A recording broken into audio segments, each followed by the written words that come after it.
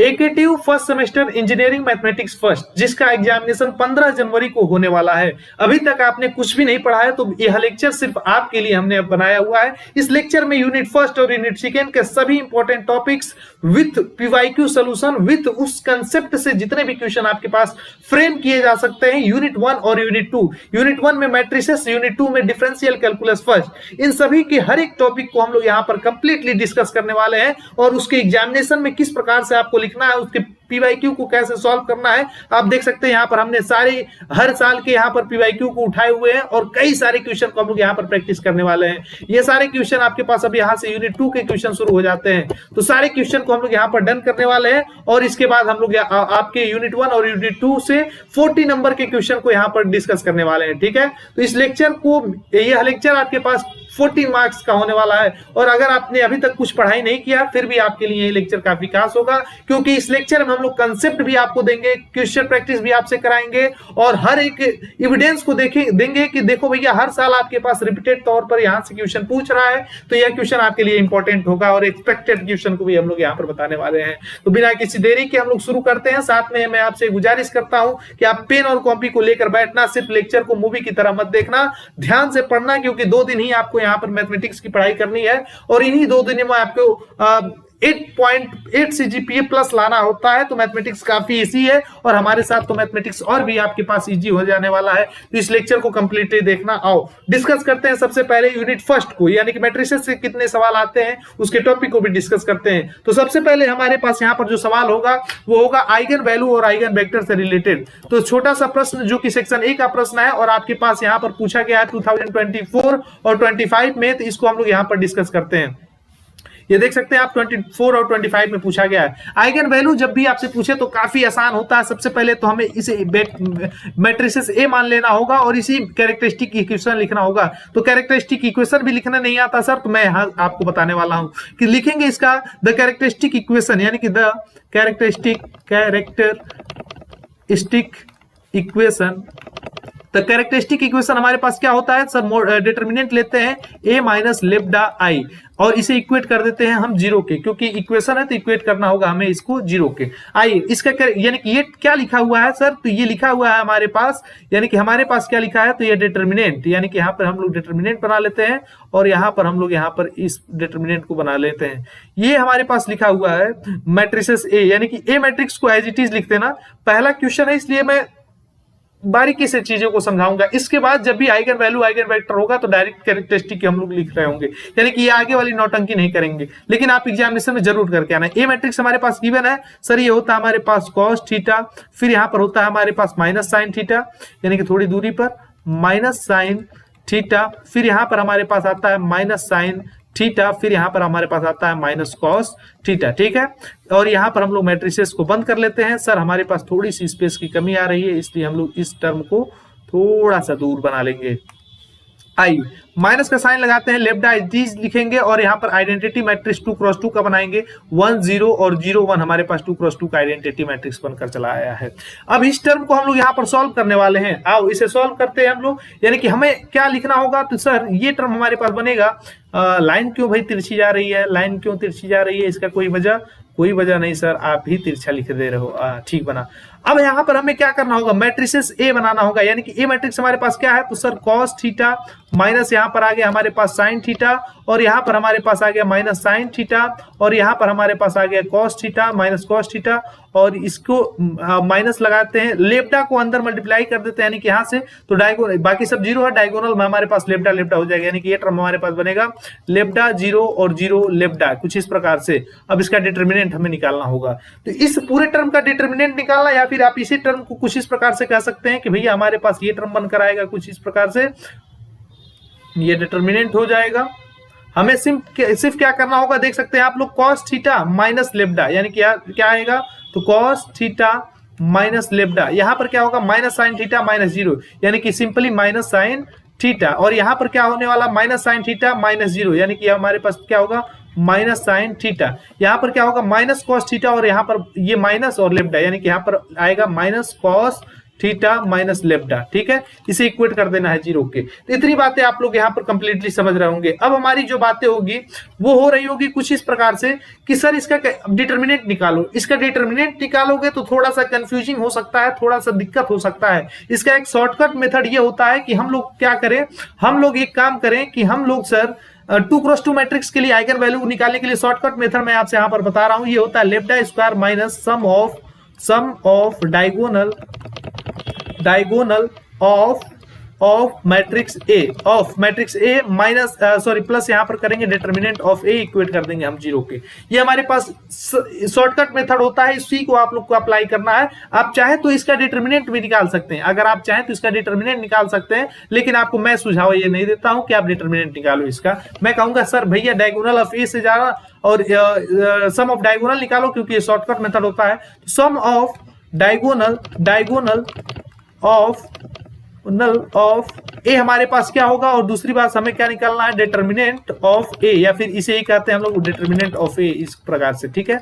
तो sum of diagonal आप क्या कह सकते हैं भाई, देखो इसका डायगोनल ऑफ ए यानी कि cos theta minus cos theta, यानी कि cos theta minus cos theta, यानी कि ये टर्म हमारे पास डायगोनल ए का सम हमारे पास 0 हो जाएगा। दूसरी बात डिटर्मिनेंट ऑफ ए के लिए हम लोग क्या करेंगे, cos theta into minus cos theta, यानी कि यह हो जाएगा cos स्क्वायर थीटा।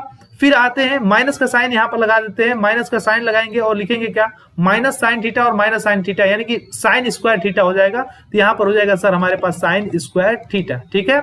तो यानी कि ये टर्म हमारे पास क्या बना सर, तो cos square theta minus sine square, अच्छा यहाँ पर माइनस था ना, क्योंकि हमने cos theta minus cos theta किया था, तो ये हमारे पास cos स्क्वायर थीटा होगा, लेकिन माइनस का cos स्क्वायर थीटा होगा, तो ये टर्म माइनस।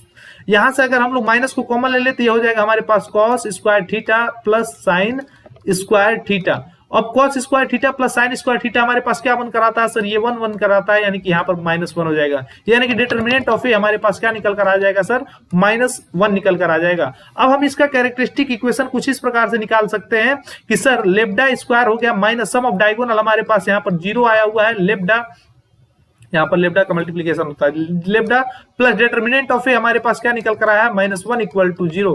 आप इसे ही कह सकते हैं कि लेब्डा स्क्वायर और यहाँ पर हमारे पास आ जाएगा -1 इक्वल टू हम कर सकते हैं 0, और इसी का सिर्फ आपको रूट निकाल देना, वही हमारे पास क्या होगा, आइगन वैल्यू निकल कर आएगा। आप ऐसे कह सकते हैं लेब्डा स्क्वायर इक्वल टू हमारे पास हो सकता है प्लस का 1, और लेब्डा इक्वल टू आप कह सकते हैं कि सर प्लस माइनस 1, या फिर आप लेब्डा इक्वल कह सकते हैं, लेब्डा 1 इक्वल हमारे पास हो सकता है +1, कॉमा लेब्डा 2 इक्वल हमारे पास हो सकता है -1, और यही हमारे पास आइगन वैल्यू होने वाले हैं, यानी कि यही टर्म हमारे पास क्या निकल कर आने वाले हैं सर, आइगन वैल्यू। ये हमारे पास क्या निकल कर आने वाले हैं, यही हमारे पास आइगन वैल्यू है, आर रिक्वायर्ड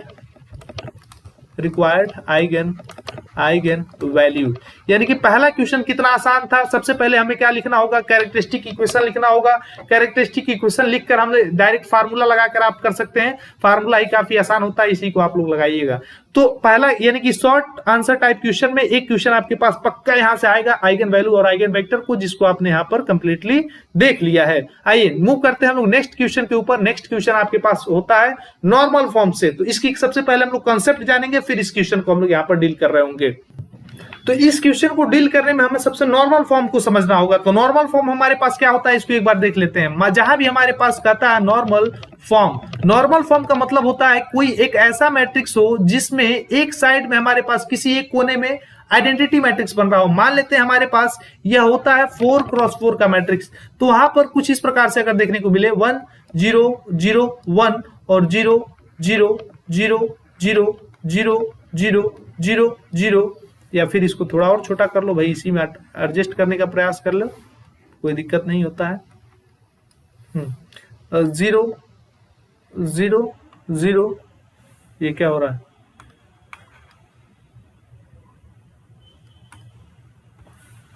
0 0 0 0 और यहाँ पर 0 0 0 0। आप यहाँ पर क्लियरली देख सकते हैं कि हमारे पास कुछ इस प्रकार से, यानी कि एक साइड में हमें आइडेंटिटी मैट्रिक्स मिल रहा है 2x2 का, तो ये हमारे पास क्या होगा सर, एक नॉर्मल फॉर्म होगा। इसे आप चाहें तो इस प्रकार से भी लिख सकते हैं कि ये मैट्रिक्स है, यहाँ पर I2 आपके पास मिल रहा है और 0 0 0 0 0 और 0 0 0 मिल रहा है, ठीक है। तो ये हमारे पास क्या हो जाएगा सर, ये एक आइडेंटिटी मैट्रिक्स हमारे पास हो जाएगा।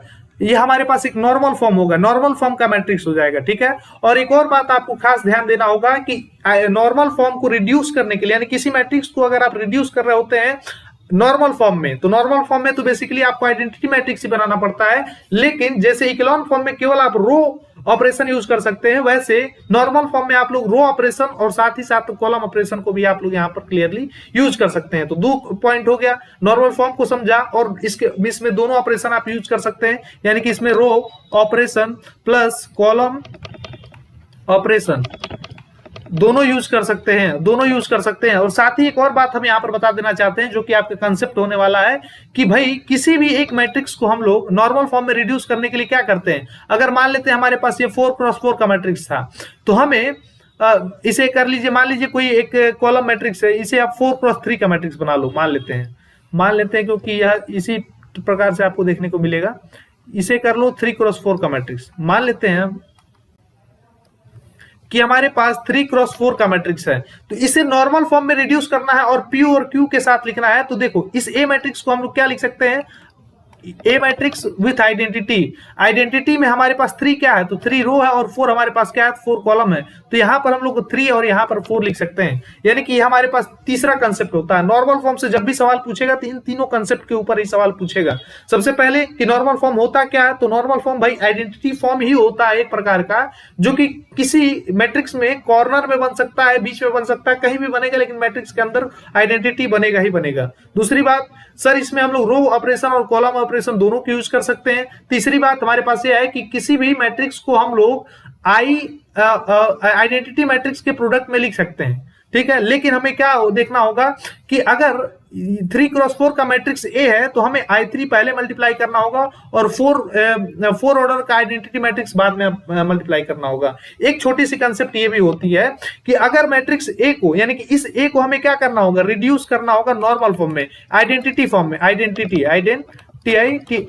इस ए मैट्रिक्स को हमें आइडेंटिटी बनाना होगा। लेकिन जब भी इस ए मैट्रिक्स को आइडेंटिटी बनाएंगे हम और उसमें रो ऑपरेशन को यूज करेंगे, तो वह रो ऑपरेशन केवल हमारे पास I3 में यूज होगा, और जब भी ए मैट्रिक्स में हम कॉलम ऑपरेशन यूज करेंगे तो वह कॉलम ऑपरेशन केवल और केवल I4 मैट्रिक्स में हमारे पास यूज हो रहा होगा। बस इतना ही कंसेप्ट है। आइए इस कंसेप्ट पर एक सवाल हम लोग यहाँ पर डन करते हैं, जो कि 7 नंबर में पिछले साल आपके पास सेक्शन सी का सवाल बनकर आया हुआ था।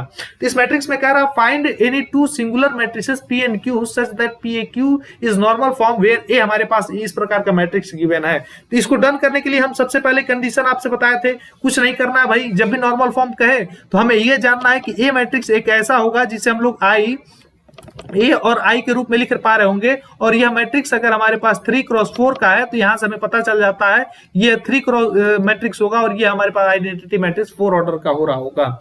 दूसरी बात, अब इसे हम लोग सिंपली लिख लेते हैं, क्योंकि भाई कंसेप्ट हम लोग जान रहे हैं तो डायरेक्टली इसके सवाल को सॉल्व करेंगे। यहाँ पर ए मैट्रिक्स हम लोग यहाँ पर क्लियरली बनाते हैं। ए मैट्रिक्स हमारे पास क्या है, तो सर 1 है और यहाँ पर हमारे पास 1 है, यहाँ पर हमारे पास सर 3 है, 4 है, और यहाँ पर हमारे पास 5 है।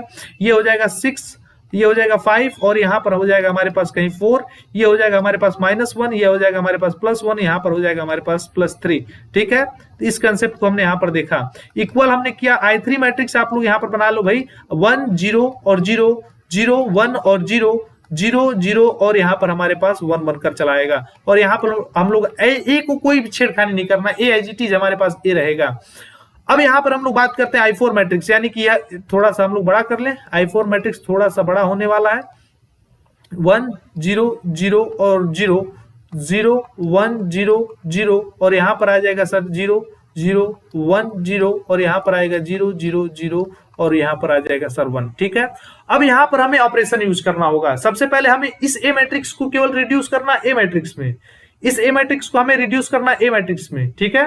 तो आइए हम लोग इस ए मैट्रिक्स में देखिए, इसे क्या बनाना है, आइडेंटिटी मैट्रिक्स बनाना है। तो इसे आइडेंटिटी मैट्रिक्स बनाना है, यानी कि डायगोनल में हमें 1 चाहिए और डायगोनल 1 के नीचे हमें पूरा 0 चाहिए। तो इसके लिए हम लोग ऑपरेशन यहाँ पर लिख रहे होते हैं। आइए इस नेक्स्ट पेज पे हम लोग करने का प्रयास करेंगे। हाँ, तो हमारे पास ए मैट्रिक्स है, तो ए मैट्रिक्स क्या बनकर आया हुआ था, ए मैट्रिक्स हमारे पास इस प्रकार से बनकर आया हुआ था। एक बार मैं कंट्रोल ए करूं, बैक कर देते हैं, छोड़ हटाओ, ये कंसेप्ट नहीं समझ में आया।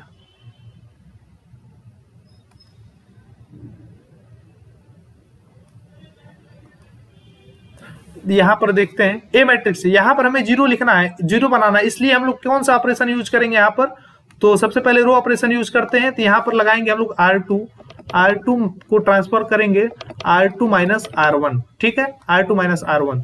तो हमारे पास R2 माइनस R1 करेंगे तो ये टर्म हमारे पास जीरो हो जाएगा। अब यहाँ पर जीरो लगाना है तो R3 को जीरो करने के लिए R3 माइनस R2 आप कर सकते हैं, तो यानी कि हमें लगा लेंगे R3 को ट्रांसफर कर रहे हैं R3 माइनस R2। अब हमारे पास मैट्रिक्स क्या बनेगा, आइए देखते हैं, आइए हम लोग देखते हैं कि हमारे पास कौन सा मैट्रिक्स कैसे बन रहा है। तो पहला 1 3 और 6 माइनस 1 तो एज इट इज रहेगा, यानी कि यहां पर हमारे पास ए मैट्रिक्स था ना, ए मैट्रिक्स हमारे पास क्या निकल कर आया है 1 3 6 माइनस 1, यानी कि 1 3 6 माइनस 1, ये तो एज इट इज रहेगा। R2 माइनस R1 करना है, तो R2 हमारे पास क्या निकल कर, R2 1 है माइनस R1, यानी कि यहाँ पर हमारे पास 0 निकल कर आएगा। R2 हमारे पास 4 माइनस 3, यानी कि हमारे पास 1 निकल कर आएगा, और 5 माइनस 6, यानी कि हमारे पास यहाँ पर माइनस 1 निकल कर आएगा, और यहाँ पर 1 माइनस माइनस 1, यानी कि 1 प्लस 1 है हमारे पास, यहाँ पर ये 2 निकल कर आएगा। नेक्स्ट टर्म पे हमारे पास 1 माइनस R3 माइनस R2 हमने लिया हुआ है, तो इसलिए 1 माइनस 1 हमारे पास यहाँ पर क्या निकल कर आएगा 1 माइनस 1, यानी कि हमारे पास यहाँ पर टर्म 0 निकल कर आएगा। और फिर यहाँ पर 5 माइनस 4, यानी कि हमारे पास ये 1 निकल कर आएगा। फिर हमें क्या यूज करना है 4 माइनस 5, यानी कि हमारे पास यहाँ पर माइनस 1 निकल कर आएगा, और फिर यहाँ पर 3 माइनस 1, यानी कि हमारे पास यहाँ पर 3 माइनस 1 आपके पास 2 निकल कर आएगा। ये ए मैट्रिक्स हो गया, इसको हम लोग इक्वल करके लिखेंगे। अब हमने चूंकि यहाँ पर आर ऑपरेशन यूज किया, रो ऑपरेशन यूज किया है, तो I3 में हम यूज करेंगे, ऑपरेशन लगाएंगे। तो हमारे पास पहला रो तो एज इट इज रहेगा, यानी कि 1 0 और 0 रहेगा। फिर हमने क्या लगाना है R2 माइनस R1, यानी कि R2 हमारे पास क्या है 0 माइनस 1, तो 0 माइनस 1 यानी कि हमारे पास यहां पर आ जाएगा माइनस 1। R2 क्या है 1 माइनस 0, सॉरी ये 0 माइनस 1, यानी कि हमारे पास माइनस 1 निकल कर आएगा ना, हाँ ठीक है। अब हमारे पास क्या होगा 1 माइनस 0, यानी कि यह कंप्लीटली प्लस 1 होगा, और तीसरी बात हमारे पास 0 माइनस 0, यानी कि हर टर्म हमारे पास 0 होगा। फिर आते देखते हैं R3 माइनस R2 था, तो 0 माइनस 0, यानी कि हर टर्म हमारे पास 0 होगा। फिर हमारे पास क्या होगा 0 माइनस 1, यानी कि हमारे पास 0 माइनस 1, यानी कि हमारे पास माइनस 1 होगा। फिर 1 माइनस 0, यानी कि हमारे पास यह टर्म 1 बनेगा, यानी कि इस टर्म को हमने ऐसे रिड्यूस किया। ए को कोई छेड़खानी नहीं करना है।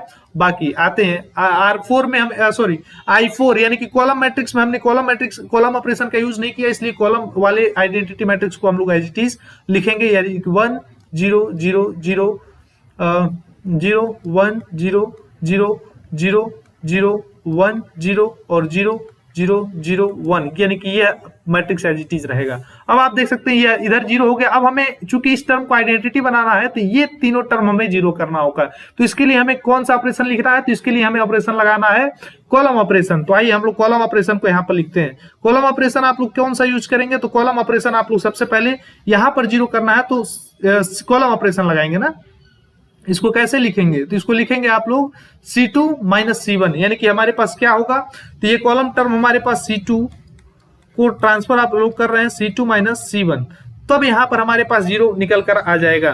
तो C2 माइनस 3C1 करना पड़ेगा ना, C2 माइनस 3C1, क्योंकि C1 में 3 मल्टीप्लाई कर देंगे तो ये 3 हो जाएगा, 3 माइनस 3 0, यानी कि यहाँ पर 0 लगाने के लिए आपको C2 माइनस 3C1 करना पड़ा। अब इस टर्म को 0 बनाना है, तो सॉरी 6 को 0 बनाना है, तो 6 को 0 बनाने के लिए आपको क्या करना होगा, C1 में 6 का मल्टीप्लाई करना होने कि C3 को ट्रांसफर करना है C3 माइनस 6C1। अब क्या होगा, इस टर्म को 0 बनाना है, तो आपको C4 यानी कि कॉलम 4, ये C4 को आपको ट्रांसफर करना होगा C4 plus C1, sorry disturb हो गए आप लोग, C4 प्लस C1, क्योंकि यहाँ माइनस 1 है, माइनस 1 प्लस 1 आपके पास प्लस 1 हो जाएगा, यानी कि ये टर्म 0 हो जाएगा। इस पूरे टर्म को हम लोग यूज करेंगे। आइए हमारे पास क्या मैट्रिक्स बनेगा, तो इसको लिखते हैं। ये मैट्रिक्स हमारे पास कुछ इस प्रकार से बन रहा होगा। यहाँ पर ये कॉलम, तो ये रो तो पूरा एकदम डिस्टर्ब नहीं हो रहेगा, ये 0 रहेगा, 1 रहेगा, 0 रहेगा और 0 रहेगा। कॉलम 2 में हमें क्या करना है, कॉलम 2 यानी कि ये कॉलम 2 है, तो C2 माइनस 3C1, यानी कि 3C1, यानी कि ये टर्म 0 हो जाएगा, 0 हो जाएगा। और यहाँ पर C2 यानी कि 1 है, C2 1 माइनस 6C1, C1 0 है, यानी कि कंप्लीटली आपके पास 1 रहने वाला है। फिर आप यहाँ पर देख सकते हैं 1 माइनस 3 जीरो, यानी कि आपके पास कंप्लीटली 1 बनने वाला है। आप यहाँ देख सकते हैं ये कॉलम 3 के अलावा आपके पास ये वाला ऑपरेशन यूज करना है, C3 minus 6 C1, C3 6 minus 6, आपके पास ये टर्म 0 बनने वाला है, और 6 सॉरी -1 इंटू C1 0 है आपके पास, यानी कि टर्म -1 बनेगा। और यहाँ पर एज इट इज आप देख सकते हैं -1 और 6 C1, यानी कि टर्म भी आपके पास एज इट इज रहने वाला है। यहाँ पर हमारे पास क्या टर्म है, -1 C4 है, तो C4 का ट्रांसफॉर्मेशन आपको करना है C4 प्लस C1, यानी कि -1 प्लस 1, यानी कि टर्म आपके पास 0 आया। 2 प्लस 0 आपके पास निकल कर आ जाएगा 2, और 2 प्लस 0 आपके पास यहाँ पर कंप्लीटली 2 निकल कर आ जाएगा। आपने यहाँ पर कॉलम ऑपरेशन यूज किया है, तो कॉलम ऑपरेशन जब भी यूज किया है तो कॉलम ऑपरेशन हमें I4 वाले मैट्रिक्स में यूज करना होगा। आइए हम लोग यहाँ पर टर्म डिस्कस करते हैं, यानी कि ये टर्म हमारे पास एज इट इज बनेगा 1 0 0 -1 0 0 0 -1 और +1। ठीक है, इस बात को हम लोग यहाँ पर नोट करते हैं। ये मैट्रिक्स ए बन गया हमारे पास। अब यहाँ पर कॉलम ऑपरेशन आप लोग लगाइए, कॉलम ऑपरेशन आप लोग लगाएंगे तो आपके पास क्या बनेगा, इसको देखते हैं। यहाँ पर बनेगा, यहाँ पर हमारे पास क्या बनेगा, यहाँ पर C2 प्लस C1, यानी कि पहला कॉलम तो एज इट इज आप लिख सकते हैं 1 0 0 0। दूसरे कॉलम में हमें क्या लगाना है, दूसरे कॉलम में हम करना है C2 -3 C1, यानी कि C1 तो आपके पास C2 0 है, तो 0 -3 C1, यानी कि यहाँ पर हमारे पास -3 बनने वाला है, -3। फिर यहाँ पर क्या बनेगा, C2 -3 C1, C1 हमारे पास 0, यानी कि यहाँ पर एज इट इज 1 बनेगा। फिर ये टर्म 0 बन जाएगा, और इसके नीचे भी हमारे पास 0 बन रहा होगा। आते हैं इस टर्म के ऊपर डिस्कस करते हैं। C3 के लिए आपने क्या यूज किया था, C3 -6 C1, तो C1 हमारे C3 0 है, -6 C1, यानी कि यहाँ पर -6 बनेगा, -6। यहाँ पर हमारे पास 0 बनेगा, और उसके नीचे हमारे पास 1 -6 0, यानी कि ये सिंपली 1 बन जाएगा, और यहाँ पर आपके पास टर्म 0 बन रहा होगा। ये टर्म हमारे पास क्या बनेगा, C4 प्लस C1, तो C4 0 प्लस 1, यानी कि हमारे पास यहाँ पर टर्म 1 बनेगा, यहाँ पर 0 प्लस 0 1 बनेगा, 0 प्लस 0 0 बनेगा, यहाँ पर 0 प्लस 0 0 बनेगा, और यहाँ पर लास्ट में हमारे पास 1 बन रहा होगा। तो आप देख सकते हैं। अब हमें चूंकि आइडेंटिटी मैट्रिक्स सिस्टम को बनाना होता है ना, तो कॉलम ऑपरेशन हमने यहाँ पर कंप्लीटली यूज किया है। तो कॉलम ऑपरेशन यूज करने के बाद हमारे पास आप देख सकते हैं कुछ इस प्रकार से मैट्रिक्स बनकर आया हुआ है। अब हमें चूंकि इस टर्म को आइडेंटिटी बनाना है, तो आइडेंटिटी बनाने के लिए आपने यहाँ पर देख सकते हैं, अब इस टर्म को 0 करते हैं, क्योंकि हमारे पास देखिए सबसे पहले 1 हो गया, 1 के डायगोनल में 1 हमें मिला, और इसके ट्राइगोनल में हमें 1 मिल रहा है, यानी कि यहाँ ये पूरा टर्म हमारे पास आइडेंटिटी मिल रहा है। हमें इस 1 को 0 करना होगा, तो इस 1 को 0 करने के लिए हम लोग क्या कर सकते हैं, इस 1 को 0 करने के लिए R3 प्लस R1 कर सकते हैं, R3 माइनस R2 अगर करेंगे तो R3, यानी कि R3 माइनस R2 आप लोग यहाँ पर लगा सकते हैं। तो आइए हम लोग यहाँ पर यूज करते हैं R3 माइनस R1। हम लोग क्या यूज करते हैं सर, R3 को ट्रांसफर करते हैं R3 माइनस R2 से, R3 माइनस R2 से। ठीक है, तो ये कौन सा मैट्रिक्स आपके पास बनेगा, इसको एक बार डिस्कस करते हैं। यानी कि अब हमारे पास ये बन रहा होगा, देखिए R3 माइनस R2, यानी कि रो ऑपरेशन यूज कर रहे हैं। ये पहला तो एज इट इज रहेगा 1 0 0 0, या फिर हम लोग ऐसे कर लेना, इस टर्म को हटा देते हैं, इस टर्म इस एरिया को कॉपी कर लो।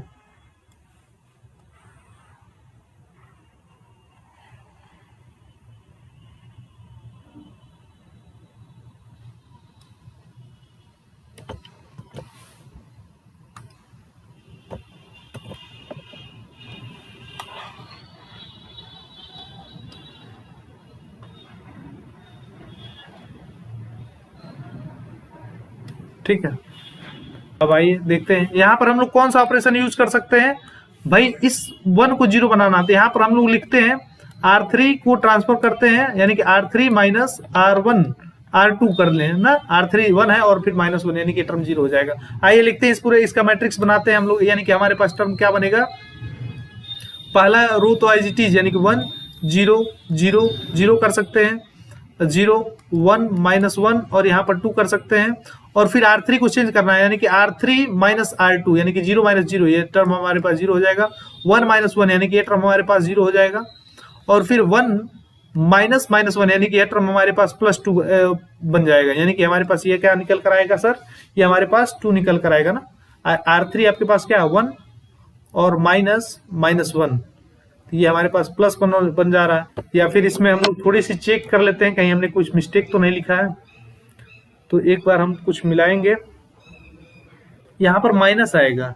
आप ये बात देखिए इसमें हम लोग क्या लगाएं C4 प्लस C1, तो C4 हमारे पास -1 है और प्लस C1 करेंगे तो हमारे पास क्या निकल कर आएगा C4 प्लस C1 यानी कि -1 निकल कर आएगा। ठीक है, -1 हमारे पास है, तो ये टर्म हमारे पास -1 है।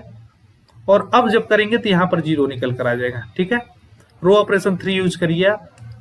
रो ऑपरेशन 3 आप यूज करेंगे तो ये देखिए R3 माइनस R2 यानी कि ये +1 बन गया और -1 यहाँ पर हमारे पास बन गया और ये हमारे पास हो जाएगा सर 0। ठीक है, अब R3 हमारे पास 2 है तो 2 - 2 यानी कि ये टर्म भी हमारे पास निकल कर आ गया सर 0।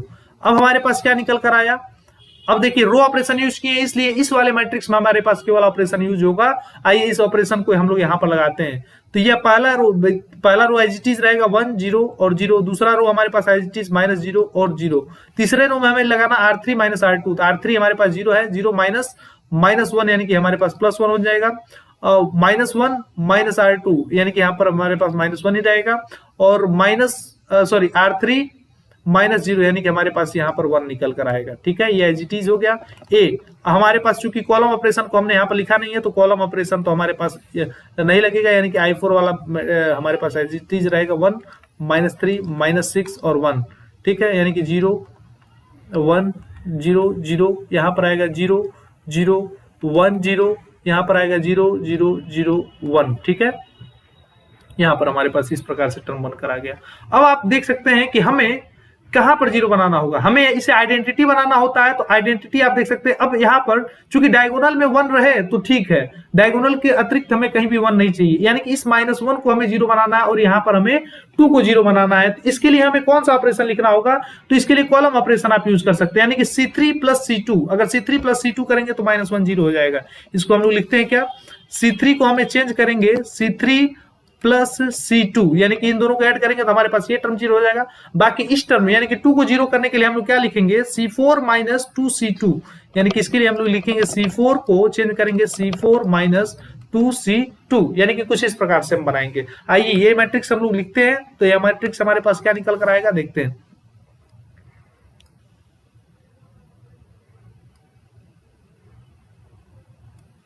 तो पहला कॉलम और दूसरा कॉलम में तो कोई चीज नहीं बना है, पहला कॉलम दूसरा कॉलम एज इट इज लिख लेते हैं, यानी कि यहाँ पर 1 0 और यहाँ पर 0 0 1 और यहाँ पर लिखते हैं 0 0 -1 और यहाँ पर लिखते हैं हम लोग 0 0 2 और यहाँ पर अरे यार 3 कॉलम 4 कॉलम हम यूज कर दी।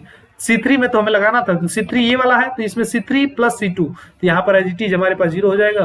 C3 हमारे पास क्या है, तो -1 + 1 यानी कि यह टर्म हमारे पास 0 हो जाएगा। C4 क्या C3 हमारे पास क्या है 0 + 0 यानी कि यह टर्म हमारे पास 0 आ जाएगा। अब देखिए C4 में हमें कौन सा यूज करना था, C4 - 2C2, C4 0 है और -2C2 यानी कि यह टर्म हमारे पास 0 हो जाएगा, और C4 यानी कि 2 है -2 यानी कि ये टर्म हमारे पास 0 हो जाएगा, और ये दोनों टर्म हमारे पास यहाँ पर 0 निकल कर आ जाएंगे। ठीक है, इस टर्म को हमने एज इट इज यहाँ पर देखा, इक्वल का साइन लगाएंगे हम लोग यहाँ पर, और चूंकि कॉलम ऑपरेशन के यूज किए हैं इसलिए हमारे पास इस टर्म में कोई छेड़खानी नहीं होगी। हमारे पास ऑपरेशन लगेगा तो इस वाले टर्म ऑपरेशन लगेगा, ये एज इट इज रहेगा 1 -1 और फिर +1 0 0 और -1 और यहाँ पर होगा 0 0 और +1। यहाँ पर हम लोग क्या करते हैं, बंद करते हैं, ये मैट्रिक्स ए हो गया, और यहाँ पर हमारे पास कॉलम ऑपरेशन को यहाँ पर यूज करना है। पहला दूसरा कॉलम एज इट इज रहेगा, इसलिए हम लोग इसको एज इट इज लिखते हैं 1 0 0 और 0, फिर यहाँ पर लिखते हैं -3 1 0 और 0, यहाँ पर लिखते हैं हम लोग क्या C3 + C2 यानी कि C3 -6 + -3 यानी कि यहाँ पर हमारे पास बनेगा -9। ठीक है, यहाँ पर क्या बनेगा C3 + C2 यानी कि इन दोनों का सम हमारे पास बनेगा 1, फिर इन दोनों का सम हमारे पास बन जाएगा 1, और फिर यहाँ पर नीचे 0 बन रहा होगा। आप देख सकते हैं C4 में C4 - 2C2 यानी कि 1 - 6 यानी कि 1 - 6 यानी कि हमारे पास क्या बनेगा 1 - -6, देखिए ये 1 है और फिर -2C2 यानी कि यह टर्म हमारे पास +7 बन जाएगा ना, यहाँ 7 बनेगा, और फिर 0 -2C2 यानी कि यहाँ पर हमारे पास C2 0 है, C4 0 है और -2 C2 यानी कि हमारे पास यहाँ पर -2 बनेगा ना, यहाँ पर -2 बनेगा और उसके नीचे हमारे पास 0 बनेगा 0 और ये टर्म हमारे पास एज इट इज 1 बनकर चला आएगा। तो आप देख सकते हैं क्या कि हमारे पास यहाँ पर एक आइडेंटिटी मैट्रिक्स बन जा रहा है और यह नॉर्मल फॉर्म में रिड्यूस हो गया। ठीक है, यह आइडेंटिटी फॉर्मेट में बन गया, यहाँ पर हमें आइडेंटिटी मैट्रिक्स मिल गया और यह नॉर्मल फॉर्म में रिड्यूस हो गया। नॉर्मल फॉर्म यही तो होता है कि हमारे पास कहीं भी किसी भी कोने में एक आइडेंटिटी मैट्रिक्स मिल जाए और बाकी सारे रो और कॉलम 0 हो जाए। तो आप यहाँ पर देख सकते हैं भाई 2x2 का आइडेंटिटी मैट्रिक्स मिल गया और हमें दिखाना क्या था, मेन मुद्दा था हमारा, हमें दिखाना क्या है। नॉर्मल फॉर्म से जब भी सवाल पूछेगा इसी प्रकार से आपसे पूछ सकता है।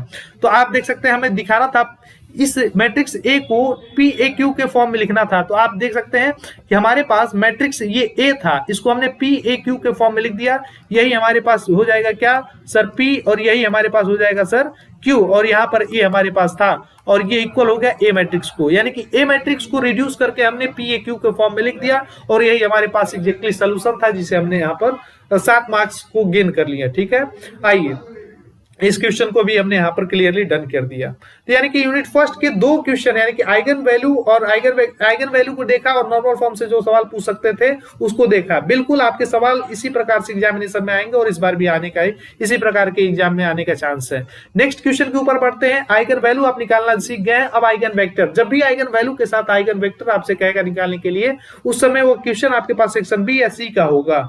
तो ये भी 7 मार्क्स का क्वेश्चन है, इसको आप लोग आइगन वैल्यू निकालकर 3.5 नंबर तो आराम से आप लोग गेन कर सकते हैं। आइगन वैल्यू हमें किस प्रकार से निकालना होता है, तो आइगन वैल्यू के लिए हमारे पास सबसे पहले कैरेक्टरिस्टिक इक्वेशन लिखते हैं हम लोग।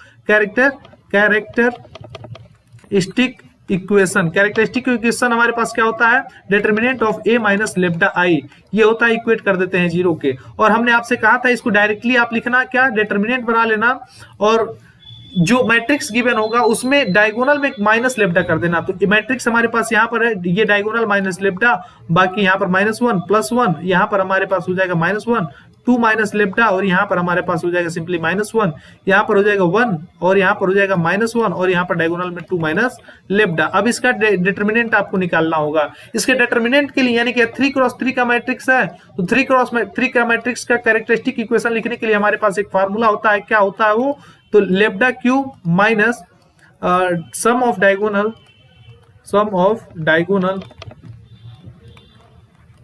नल ऑफ ए हो गया लेब्डा स्क्वायर माइनस प्लस, अब यहां पे लिखेंगे minor of diagonal of A और प्लस में हम लोग यहां पर कर सकते हैं, प्लस में सॉरी यहाँ पर प्लस नहीं माइनस होगा ना, minus determinant of A equate कर देंगे 0 के। आप यहाँ पर देख सकते हैं minus determinant of A equate कर देंगे 0। ठीक है, तो ये कंसेप्ट है। अब यही हमारे पास कैरेक्टरिस्टिक इक्वेशन होता है। अगर आप ऐसे नहीं निकालना चाहेंगे तो आप लोग क्या करिएगा, इसका डिटरमिनेंट निकाल लेना, लेकिन ये थोड़ा सा डिफिकल्ट हो सकता है, एरर होने का चांसेस आपके पास होता है। जबकि आप लोग इस प्रकार से फॉर्मूले से बढ़ते हैं तो कोई भी एरर होने का कोई भी चांस नहीं होता है। ठीक है, तो मैं तो आपको सुझाव देता हूं कि जब भी आप करना तो फार्मूला लगा लेना। 2x2 के लिए फार्मूला हमने बता दिया है, 3x3 के लिए हम लोग यहाँ पर फार्मूला आपको बता दिए हैं। तो आइए डन करते हैं हम लोग, यानी कि एक पेज ऐड कर दो लेब्डा क्यूब। तो हमें यहाँ पर निकालना क्या होगा, सबसे पहले निकालना होगा सम ऑफ डायगोनल। तो सम ऑफ डायगोनल हमारे पास क्या रहेगा, ये देख लेते हैं हम लोग। Sum of diagonal sum of diagonal हमारे पास होगा sum of diagonal of A. तो डायगोनल ऑफ ए का सम क्या होगा, यानी कि 2 + 2 + 2, यानी कि हमारे पास यहाँ पर क्या निकल कर आ जाएगा 2 + 2 + 2, यानी कि हमारे पास ये 6 निकल कर आ गया। अब हमें जो फाइंड करना होगा minor of diagonal of A, यानी कि माइनर ऑफ डायगोनल, यानी कि डायगोनल क्या होगा 2 और 2, तो इसका 2 का माइनर क्या होगा, तो 2 का माइनर होगा इन दोनों का डिटरमिनेंट।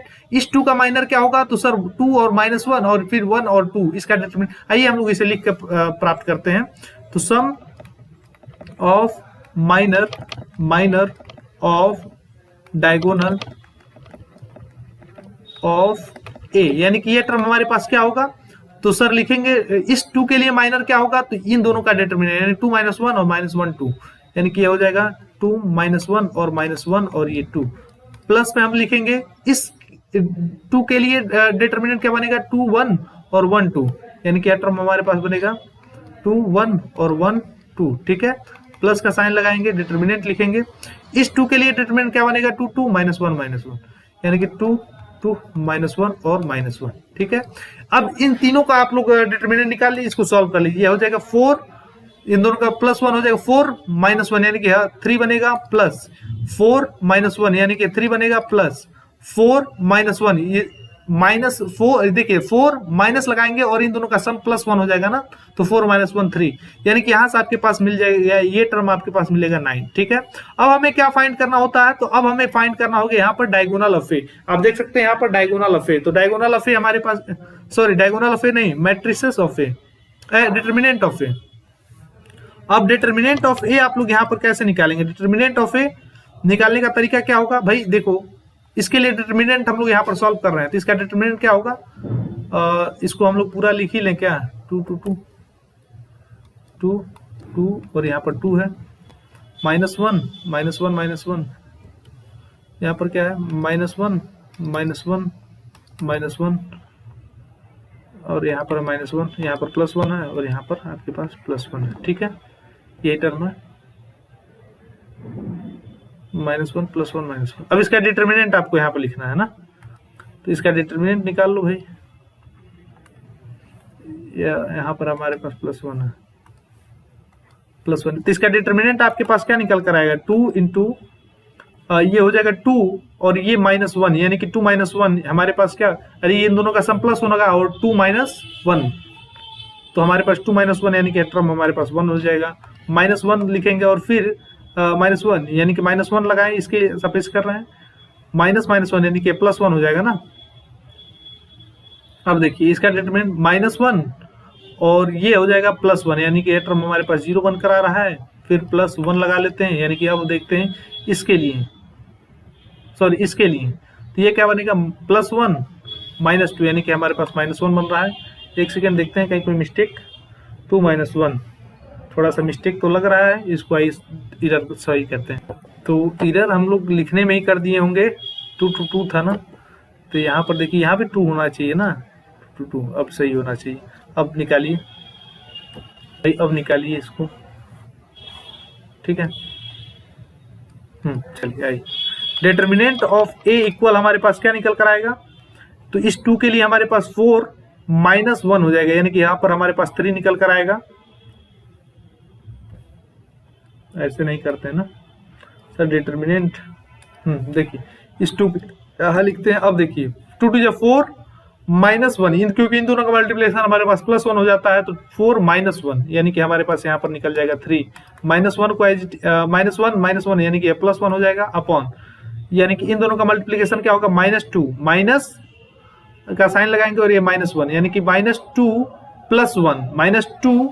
+1 हमारे पास क्या निकल कर आएगा, -2 +1 यानी कि हमारे पास -1 निकल कर आएगा, और +1 एज इट इज लिखेंगे यहाँ पर हम लोग, और इन दोनों का मल्टीप्लिकेशन +1 और -2 +1 -2 यानी कि हमारे पास यहाँ पर -1 बन कर आएगा, 3 2 6 -1 और -1 यानी कि हमारे पास आंसर यहाँ पर बनकर आएगा 4। डिटर्मिनेंट ऑफ ए हमारे पास निकल कर आएगा सर 4। ठीक है, तो अब हम लोग इसका कैरेक्टरिस्टिक इक्वेशन इजीली निकाल सकते हैं। इसका कैरेक्टरिस्टिक इक्वेशन हमारे पास निकालने के लिए क्या क्या चाहिए था, सम ऑफ डायगोनल ऑफ ए निकल गया, और फिर यहाँ पर लेफ्ट चाहिए ना, माइनर ऑफ डायगोनल ऑफ ए निकल गया और डिटर्मिनेंट ऑफ ए निकल गया। तो आइए हम लोग यहाँ पर लिखते हैं, ये हमारे पास क्या बनेगा, lambda cube minus sum of diagonal of A यानी कि 6 lambda square minus 6 lambda square, plus लगाते हैं माइनस ऑफ ए यानी कि माइनस ऑफ ए यानी कि हमारे पास 9 लेब्डा माइनस डिटर्मिनेंट ऑफ ए हमारे पास आया 4 यानी कि हम -4 इक्वेट कर देते हैं हम लोग इस टर्म को 0 के।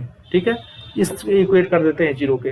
अब इसका रूट निकालना होगा, तो इसका रूट हम लोग कैसे निकालेंगे, तो देखेंगे कि क्या हम लोग सबसे पहले छोटी वैल्यूज लिख के शुरू करते हैं कि +-1 यानी कि +-0 +-1 +-2 sorry +-2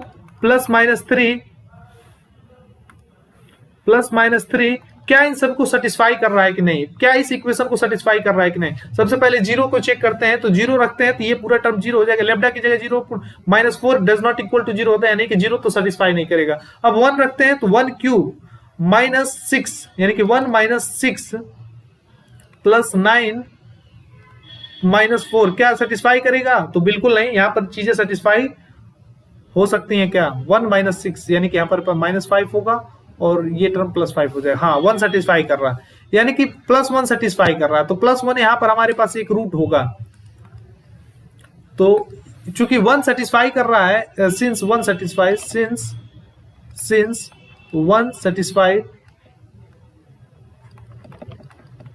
phi implies lambda -1 is a factor,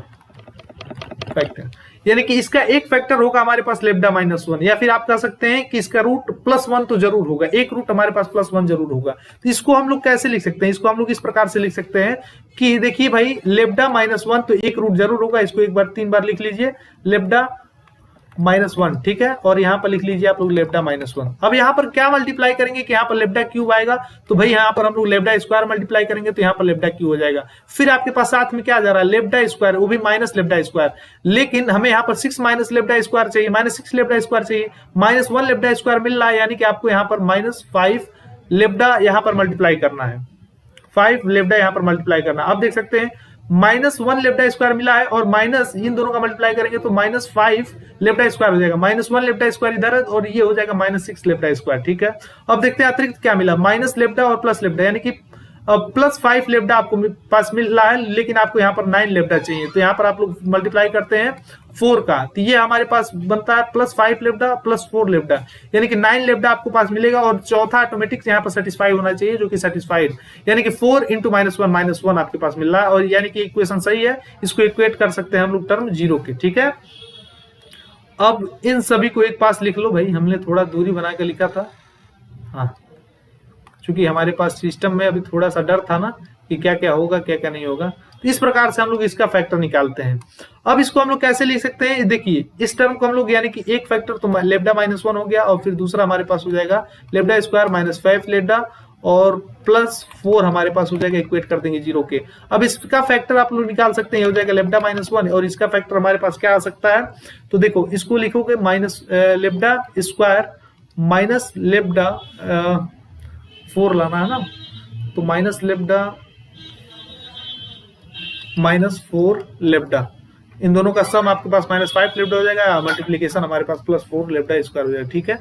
+4 equal to हमने कर दिया 0 के, यहाँ से हमारे पास लेब्डा -1 आ गया, फिर हमारे पास यहाँ पर आ जाएगा लेब्डा स्क्वायर, सॉरी लेब्डा कॉमन ले लीजिए भाई, लेब्डा -1, ठीक है, -4 आप यहाँ से कॉमन ले लेंगे, लेब्डा -1, ठीक है, और इक्वेट कर देंगे हम टर्म 0 के, यहाँ से हमारे पास टर्म आ जाएगा लेब्डा -1, यहाँ से हमारे पास जो टर्म आएगा वो हो जाएगा लेब्डा, बड़ा ब्रैकेट क्यों कर लिए भाई, यहाँ पर देखो ये लेब्डा -4, ये लेब्डा -4 हो जाएगा, और फिर यहाँ पर हमारे पास लेब्डा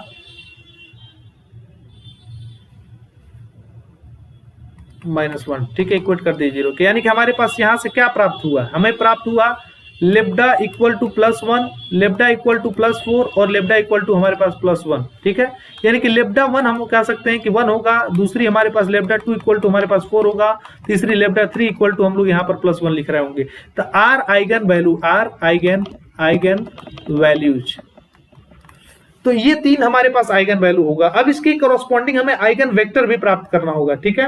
तो आइगन वेक्टर किस प्रकार से प्राप्त करते हैं, तो डिफरेंट आइगन वैल्यू के लिए हमें डिफरेंट आइगन वेक्टर मिल रहे होते हैं। तो आइए इन सबका आइगन वेक्टर हम लोग यहाँ पर निकालने का सीखेंगे कि भैया आइगन वेक्टर कॉरस्पॉन्डिंग टू 1 क्या होगा, आइगन वेक्टर कॉरस्पॉन्डिंग टू 4 क्या होगा, आइगन वेक्टर कॉरस्पॉन्डिंग टू 1 क्या होगा, ठीक है।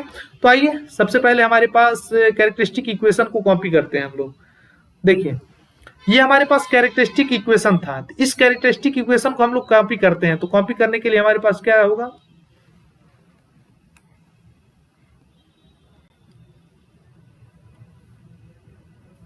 कैरेक्टरिस्टिक इक्वेशन कॉपी नहीं हो सकता क्या,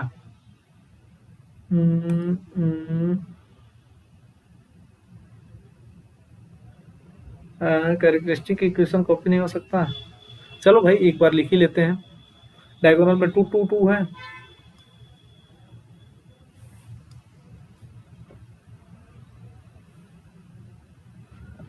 कहाँ गया भाई,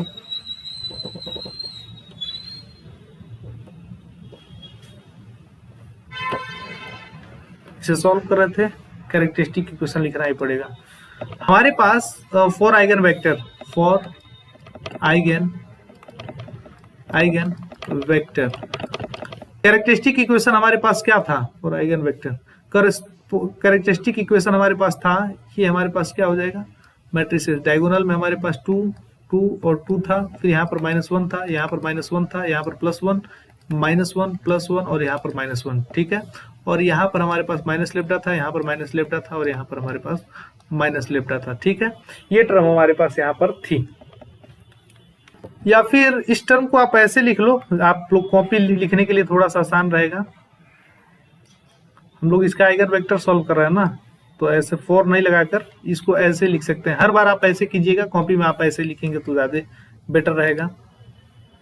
लेट कर लीजिए, late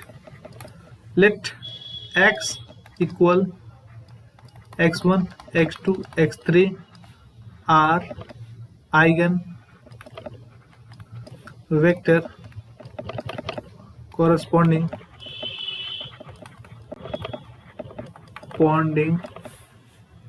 to given eigen value lambda for a given eigen value lambda, ठीक है। तो हमारे पास क्या होगा तब उस केस में, हमारे पास होगा डिटर्मिनेंट ऑफ a माइनस लेप्टा आई का मैट्रिक्स, और यहाँ पर हो जाएगा अल्फा x1 x2 और x3, ठीक है। या फिर इसको ऐसे भी लिख सकते हैं, डायरेक्ट सिंबॉलिक रिप्रेजेंटेशन कर दो भाई, सिंबॉलिक रिप्रेजेंटेशन। हर बार आपको ऐसे करना, सिंबॉलिक रिप्रेजेंटेशन, इसको x के रूप में कर दीजिए और इक्वल कर दीजिए हम लोग इस टर्म को 0 के, ठीक है। अब देखो भाई, a माइनस लेप्टा आई हमने प्राप्त किया था, a माइनस लेप्टा आई हमारे पास इस प्रकार से होगा। अब इसमें हम लोग क्या करते हैं, x1 x2 और x3 हमने क्या लिया हुआ है सर, x1 x2 x3 हमारे पास आइगन वेक्टर प्राप्त करना है, ठीक है ना। और इसे इक्वेट कर देते हैं हम लोग यहाँ पर टर्म 0 0 और 0 के, ठीक है। अब हमें क्या करना होगा, फॉर एक हमारे पास फॉर लेप्डा इक्वल 4, क्योंकि एक हमारे पास आइगन वैल्यू क्या था, लेप्डा 4 था, लेप्डा इक्वल टू 4 था। अब 4 के लिए हम इसे सेटिस्फाई, भाई देखो यही हमारे पास मेन फार्मूला होता है आइगन वेक्टर का। तो आइगन वेक्टर के लिए सबसे पहले कैरेक्टरिस्टिक इक्वेशन हम लोग लिखेंगे, तो लिख दिए हम लोग यहाँ पर एज इट इज। अब यहाँ पर लेप्डा की वैल्यू 4 पुट कर दो, तो लेप्डा की वैल्यू 4 पुट करने से हमारे पास क्या निकल कर आएगा, 2 - 4, यानी कि हमारे पास क्या निकल, 2 - 4 यानी कि -2 -1 और यहाँ पर 1 हो जाएगा, यहाँ पर -1, यहाँ पर भी -2 आ जाएगा और -1 यहाँ पर आएगा, ये हमारे पास +1 बनेगा, -1 बनेगा और यहाँ पर अगेन हमारे पास -2 बनकर आ जाएगा। यहाँ पर हमारे पास क्या निकल कर आएगा, x1 x2 और यहाँ पर आ जाएगा x3, और फिर यहाँ पर इक्वल टू करेंगे हम लोग, यहाँ पर क्या होगा 0 0 और यहाँ पर टर्म आ जाएगा सर 0 को। अब देखिए कि इसे रिड्यूस करिए, इसको रिड्यूस करेंगे हम लोग किस फॉर्म में, तो इसको रिड्यूस करेंगे हम लोग, लेकिन इसे बिना रिड्यूस किए भी कर लो, क्योंकि डायरेक्ट आपको कोई फायदा नहीं होगा रिड्यूस करने के लिए। यहां पर सीधे आप इक्वेशन बनाइए, तो ये इक्वेशन हमारे पास किस प्रकार से बनकर आएगा देखते हैं। यानी कि यहां से हम लोग यहां पर चल रहे हैं, तो यहां पर देखिए ये इसका इस रो का मल्टीप्लीकेशन इस कॉलम में करेंगे, यानी कि हमारे पास पहले बनेगा -2x1 और फिर हमारे पास बनेगा -1x2, फिर यहाँ पर बनेगा +x3 इक्वल हमारे पास 0 बनेगा। अब यहाँ पर टर्म हमारे पास क्या बन रहा होगा, माइनस, यानी कि इस रो का इस कॉलम से मल्टीप्लीकेशन -1 × x1 यानी कि -1x1, या फिर आप कह रहे हैं इसे -x1 फिर -2x2, फिर यहाँ पर हमारे पास बनेगा -x3 इक्वल हमारे पास होगा 0 के। फिर हमारे पास यहाँ पर टर्म बनेगा x1 -x2 -x2, फिर यहाँ पर बनेगा -2x3 इक्वल 0 के, ठीक है। ये 3 इक्वेशन आपके पास बन गए। अब ये तीनों इक्वेशन बनते हैं, इसको हम लोग यहाँ पर कॉपी कर लेते हैं। हमने किया Ctrl+C, ठीक है। नेक्स्ट पेज पे हमने आए और यहाँ पर Ctrl+V कर दिया।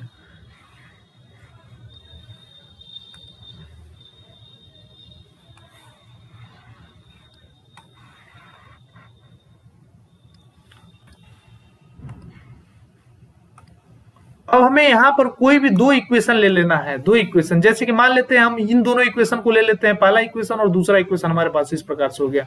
तो पहला इक्वेशन लेते हैं, यहाँ से हम लोग लिखेंगे x1 x2, भाई कार्मर्स रूल के थ्रू कर रहे हैं, और यहाँ हो जाएगा x3, इन सब के अपॉन में हम लोग लगाएंगे और ये सब इक्वल टू कर देंगे और यहाँ पर हम लोग माइनस लगा देंगे, ठीक है। अगर हम लोग x1 की बात कर रहे हैं तो यहाँ पर हम लोग लिखेंगे -1 -2, और यानी कि यहाँ पर हमारे पास क्या बनेगा -1 और यहाँ पर +1, यहाँ पर हम लोग -2 और यहाँ पर -1 कर रहे हैं, ठीक है। ये बात हमने लिख दिया।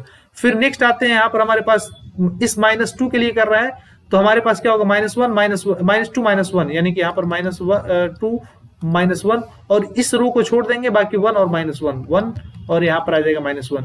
x3 के लिए कर रहे हैं तो यहाँ पर माइनस लिखेंगे, इसके इन दोनों को छोड़ देंगे, बाकी -2 -1 -1 -2 और यहाँ पर हो जाएगा -1 और यहाँ पर हो जाएगा -2, ठीक है। आई थिंक इतनी बातों को आपने यहाँ पर समझा। ये क्या हो जाएगा x1 अपॉन और इक्वल हो जाएगा x2 -x2 अपॉन, ये हो जाएगा इक्वल x3 अपॉन।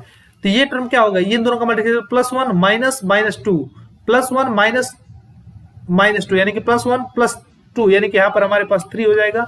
इसका देखते हैं -2 -1 इन दोनों का मल्टीप्लिकेशन +2 हो जाएगा और फिर माइनस का साइन लगाएंगे और फिर माइनस यानी कि भी प्लस हो जाएगा 2 + 1 यानी कि यहाँ भी टर्म हमारे पास 3 आ जाएगा और इन दोनों का सम मल्टीप्लिकेशन 4 हो जाएगा और इन दोनों का मल्टीप्लिकेशन -1 यानी कि ये भी टर्म हमारे पास 3 निकल कर आ रहा है। इसको हम लोग कैसे लिख सकते हैं, x1 अपॉन 3 इक्वल लिख सकते हैं x2 अपॉन -3, ठीक है। इक्वल लिख सकते हैं हम लोग क्या, x3 अपॉन 3, यानी कि हमें आइगन वेक्टर क्या मिले तो 3 -3 और 3 यानी कि हमारे पास respective eigen vectors for eigen value 3, ठीक है। इसको हम लोग कुछ इस प्रकार से लिख सकते हैं, या फिर आप इसी को कट कर देंगे तो कट करके आप ऐसे लिख सकते हैं, यहाँ पर हो जाएगा 1, ये हो जाएगा हमारे पास -1 और यहाँ पर हो जाएगा 3, क्योंकि सब कुछ 3 से डिवाइड कर दिए भाई, तो हमारे पास ये 1 -1 और 3 निकल कर आया, ठीक है। फॉर आइगन वैल्यू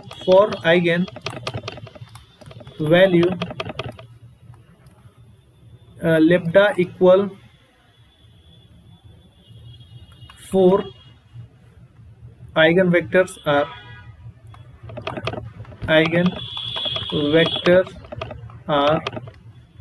1 -1 और हमारे पास ये 3, ठीक है। ये हमारे पास रिस्पेक्टिव आइगन वेक्टर मिलेंगे, ठीक है। ये +1 आपके पास हो जाएगा। सिमिलरली आपको ऐसे ही निकालना होगा फॉर लेप्डा इक्वल, सिमिलरली इसी प्रकार से आपको निकालना होगा फॉर लेप्डा इक्वल 1, क्योंकि 1 भी आपके पास आया हुआ था ना, देखिए आइगन वेक्टर 1 भी एक रूट था। 4 के लिए हमने निकाल दिया, 1 के लिए आप लोग सिंपली निकाल लेना, क्योंकि इतना ज्यादा लेक्चर लेंदी बनाने का कोई मतलब नहीं होता है। अब इसके बाद एक कंसेप्ट आता है कि सर आपको एक निकालना होगा कि आइगन वैल्यू और eigen discuss all value of के, यानी कि यहाँ पर वैल्यू ऑफ के आपको बताना है, ठीक है। ये system non homogeneous linear system of equation से हम लोग के पास यहाँ पर कंसेप्ट था। तो अब तक आपने कई सारे सवाल को देखे, अब ये तीसरा सवाल होता है, तीसरा कंसेप्ट भी मैं आपको बताऊंगा, फिर इस क्वेश्चन को हम लोग यहाँ पर डील कर रहे होंगे। तो इसके कंसेप्ट को हम लोग यहाँ पर बारीकी से देखेंगे, आप लोगों को कंसेप्ट पता चल जाएगा तो एग्जामिनेशन में आपको डील करने में काफी आसानी मिल रही होगी, ठीक है। आइए डिस्कस करते हैं।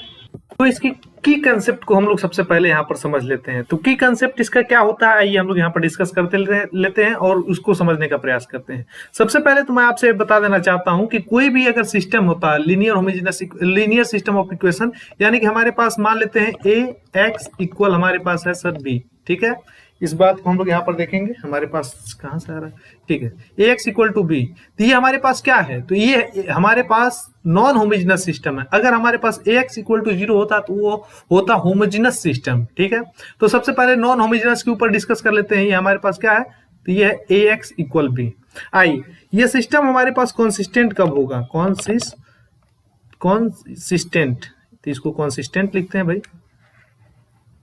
यानी कि ये सिस्टम हमारे पास कॉन्सिस्टेंट कब होगा, तो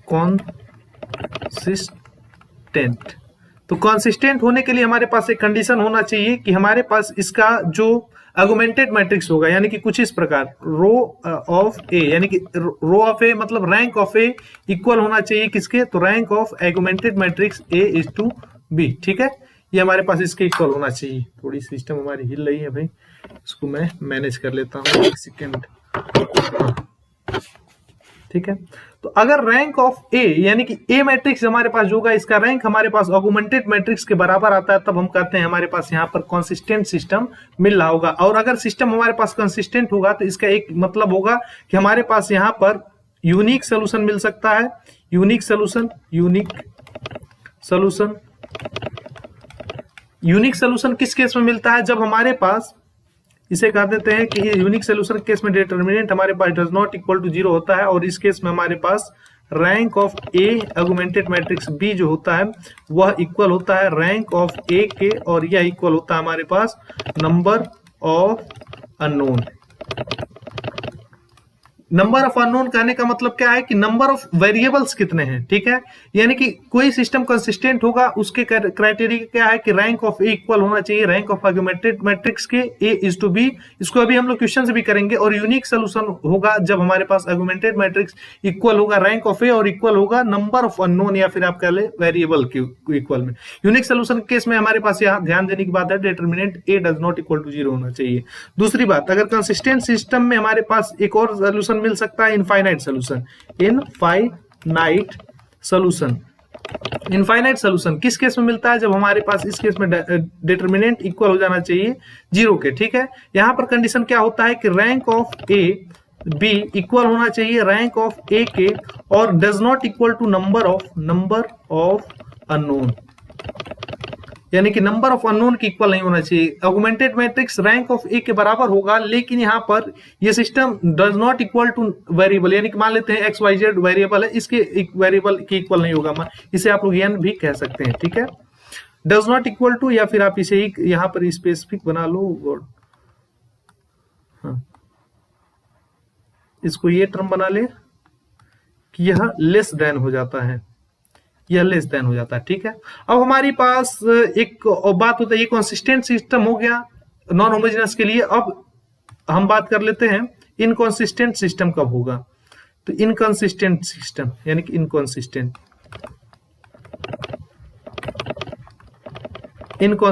जब हमारे पास सिस्टम इनकंसिस्टेंट हो रहा होगा, उस केस में हमारे पास डिटरमिनेंट ऑफ ए इक्वल हो जा रहा होगा 0 के, और इस केस में हमारे पास rank of A augmented matrix B does not equal to होगा रैंक ऑफ ए के, ठीक है। यानी कि rank of A B matrix equal नहीं होगा रैंक ऑफ ए के, और इस केस में हमारे पास नो सोल्यूशन मिल रहा होगा, यानी कि नो सोल्यूशन। ये हमारे पास पूरा केस हो गया। इसी पर बेस्ड सवाल आपसे पूछेगा, जब भी पूछेगा आपको ऐसे ही सॉल्व करना है। हमारे पास क्या होगा, कंसिस्टेंट सिस्टम कब बनेगा? देखिए, जब हम बात कर रहे थे जब ax इक्वल टू बी, यानी कि हमारे पास non homogeneous system of equation, non homogeneous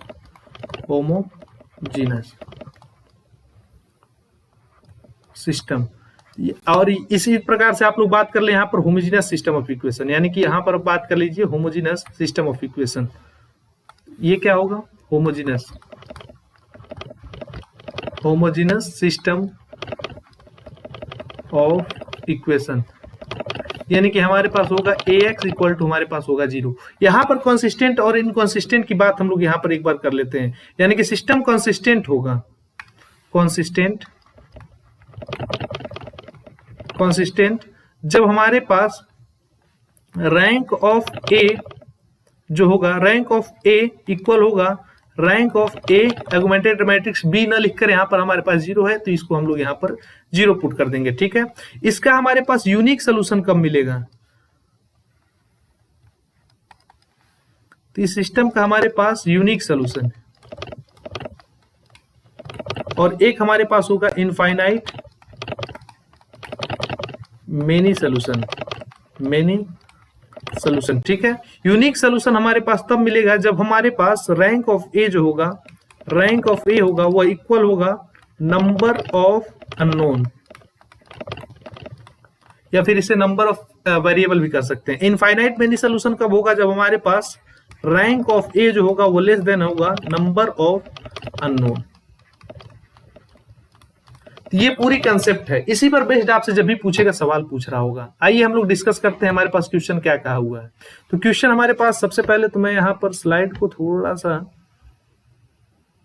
कर लेना चाहता हूँ। देखो ये अपने को इसको उठाएं और इधर ला दी, ठीक है, ताकि कंसेप्ट भी आपको मिलता रहेगा और हम लोग तो पीपीटी बनाकर आपको ऐड करने ही वाले हैं, तो सब चीजें आपके पास क्लियर होंगी। ठीक है, तो आइए हमारे पास जो क्वेश्चन कहा है उसको एक बार देख लेते हैं। चलिए, हमारे पास ये पूरा क्वेश्चन है, ये देख सकते हैं एक नॉन होमोजेनस सिस्टम है, क्योंकि यहाँ पर 666 है, 000 नहीं है। तो आइए सबसे पहले हमें क्या करना होगा, हमें k की वैल्यू फाइंड करना है, यही हमसे पूछा है। तो सबसे पहले हमें क्या करना है, इसका मैट्रिक्स बना लो भाई।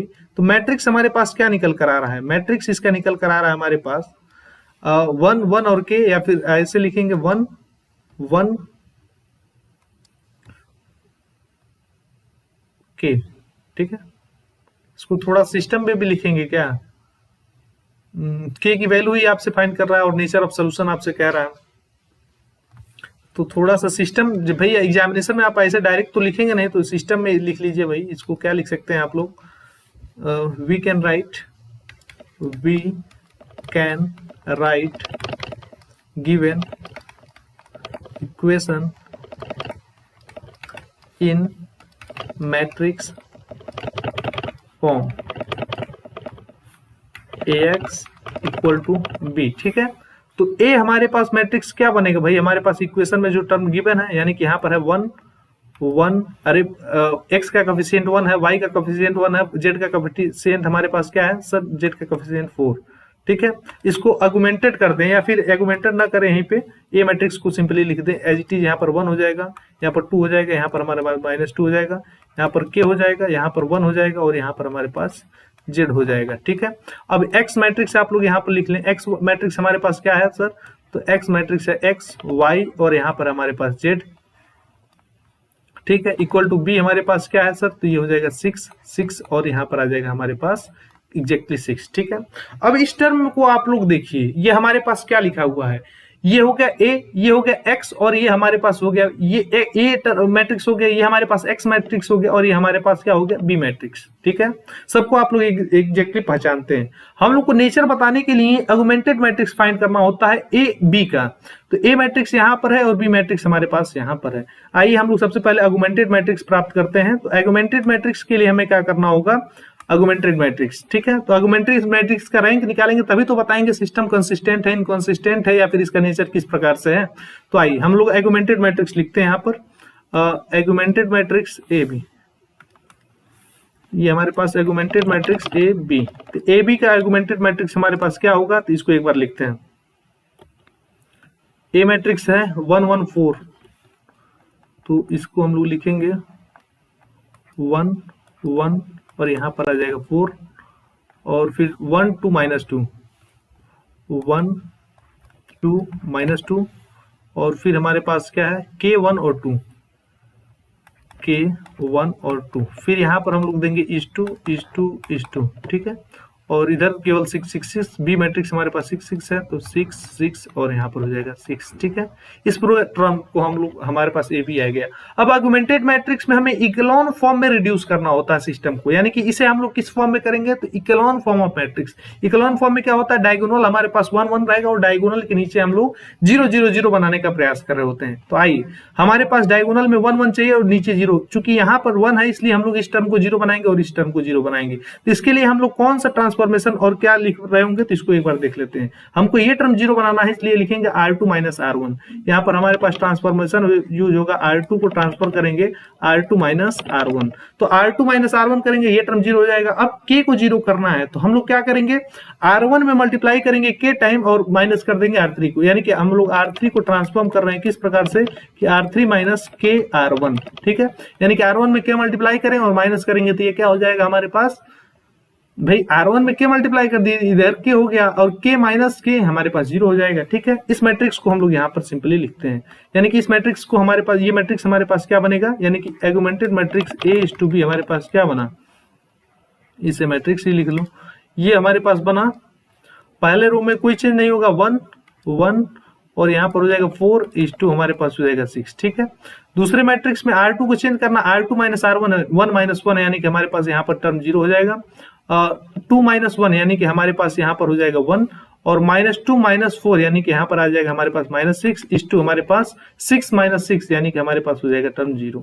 यहाँ पर देखेंगे तो k - k R1 यानी कि k - k, ये टर्म हमारे पास 0 हो जाएगा। यहाँ पर देखेंगे तो 1 - 1 माइनस के R1, यानी कि ये हमारे पास क्या हो जाएगा 1 माइनस के, ये टर्म हमारे पास आ जाएगा 1 माइनस के। ठीक है, यहां पर देखेंगे तो ये हो जाएगा 2 माइनस 4k, ये टर्म हमारे पास आ जाएगा। ठीक है, कहीं कोई मिस्टेक नहीं होगा।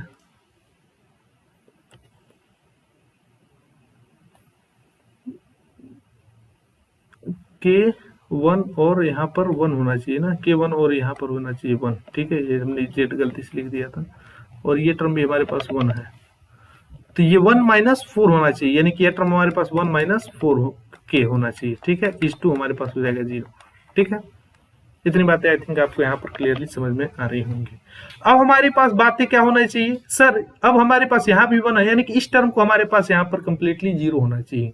ठीक है, ये टर्म हमारे पास 0 की इक्लोन फॉर्म में हम लोग रिड्यूस कर रहे हैं ना, तो इस टर्म को 0 करने के लिए हमारे पास कौन सा ट्रांसफॉर्मेशन आप यूज करेंगे, तो इस टर्म को 0 करने के लिए हम लोग को R3 माइनस 1 माइनस के R2। ठीक है, तो यानी कि इस ट्रांसफॉर्मेशन को हम लोग लिखते हैं, ये ट्रांसफॉर्मेशन हमारे पास क्या हो जाएगा, R3 को हम लोग चेंज कर रहे हैं R3 माइनस 1 माइनस के R2। ठीक है, इस फॉर्मेट में।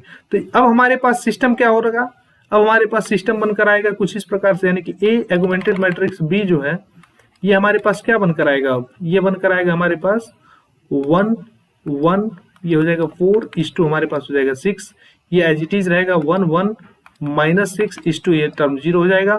और फिर R3 माइनस 1 माइनस, ये चूंकि R2 भी 0 यानी कि यह टर्म हमारे पास 0 आएगा। और इसको जब आप सॉल्व करेंगे तो इसको सॉल्व करने के लिए हमारे पास यानी कि यहाँ पर हो जाएगा 1 माइनस 2, ये तो कैंसिल हो जाएगा, ये यानी कि ये टर्म हमारे पास 0 आ जाएगा। यहाँ पर क्या बनेगा, तो R3 ये टर्म है माइनस 1 माइनस के R2, इसे हम लोग लिख सकते हैं क्या 7 माइनस 10 के इस 2 हमारे पास ये टर्म निकल कर फिर से 0 चला आएगा। ये हमने इस पूरे कंसेप्ट को यहाँ पर लिख दिया। अब आप देख सकते हैं क्या कि अब यहाँ पर या तो 1 हो, तो इक्लोन फॉर्म में आप लोग किसी भी तरीके से कर इसको 1 लाने का प्रयास करेंगे, आपके पास आने का चांसेस बड़ा ही कम रहेगा और मोस्टली प्रोबेबली आपसे नहीं आ पाएगा। और हमें यहाँ पर छोटी सी मिस्टेक कोई और फाइंड आउट कर लिया है कि भाई देखो यहाँ पर हमने क्या किया, के माइनस R1 R3 माइनस के R1, तो R3 6 माइनस के R1 करेंगे तो 6 माइनस यहाँ पर क्या आ जाएगा 6 माइनस 6k, लेकिन इसे कोई मतलब नहीं आने वाला है 6 माइनस 6k। ठीक है, इसे लास्ट में भी कोई मतलब यहाँ पर बनेगा नहीं। अब सिंपली देखो कि अब यहाँ पर हमारे पास अगर ये टर्म 0 होता, ये टर्म 1 होता, तभी तो हमारे पास सिस्टम क्या होता, इक्लोन फॉर्म में रिड्यूस होता, और इसको रिड्यूस आप कर नहीं सकते। तो सिंपली अब डिटर्मिनेंट वाले मेथड पर हम लोग यहाँ पर चल रहे होते हैं। तो सिंपली आप लोग क्या जो पढ़े हैं उसी कंसेप्ट का यूज कर लेना। तो अब आप क्या कह सकते हैं, यहाँ से एक पेज ऐड कर लीजिए और कहिए इसको इस प्रकार से, now we can find value of k by using USI and using determinant। ठीक है, डिटर्मिनेंट में हमने क्या पढ़ा हुआ था, हमने पढ़ा हुआ था कि अगर हमारे पास डिटर्मिनेंट इक्वल होता है 0 के, तो इक्वल होता है 0 के, इसका मतलब क्या होता है, तो इक्वल होता है 0 के, ये non homogeneous system of equation था। डिटर्मिनेंट इक्वल जब होता है 0 के, तब हमारे पास कौन सा कंसेप्ट बनता है, या तो इनफाइनाइट सोल्यूशन होगा और सिस्टम हमारे पास कंसिस्टेंट होगा, या फिर इनकंसिस्टेंट होगा और नो सोल्यूशन हो रहा होगा। तो आइए हम लोग सबसे पहले देखते हैं इनफाइनाइट सोल्यूशन और नो सोल्यूशन। ठीक है, दो कंडीशन बन रहा है, अगर डिटर्मिनेंट 0 है तो इसका दो मतलब निकलता है, हमारे पास क्या निकलता है, इनफाइनाइट सोल्यूशन, या फिर आपके पास होता है नो सोल्यूशन। ठीक है, नो सोल्यूशन। और अगर हमारे पास डिटर्मिनेंट ऑफ ए इक्वल हो जाता है, डज नॉट इक्वल टू होता है 0 के, तो इस केस में हमारे पास क्या मिलता है, जैसे कि आप लोग यहां पर देख सकते हैं, डिटर्मिनेंट अगर नॉट इक्वल टू 0 होता है तो उस केस में हमारे पास नॉन होमोजेनस में यूनिक सोल्यूशन मिलता है। तो यूनिक सोल्यूशन, इस केस में हमारे पास क्या मिलेगा, determinant does not equal to 0 है, तो यहाँ पर हमें मिलेगा यूनिक सोल्यूशन। ये इंप्लाई करेगा हमारे पास यूनिक सोल्यूशन।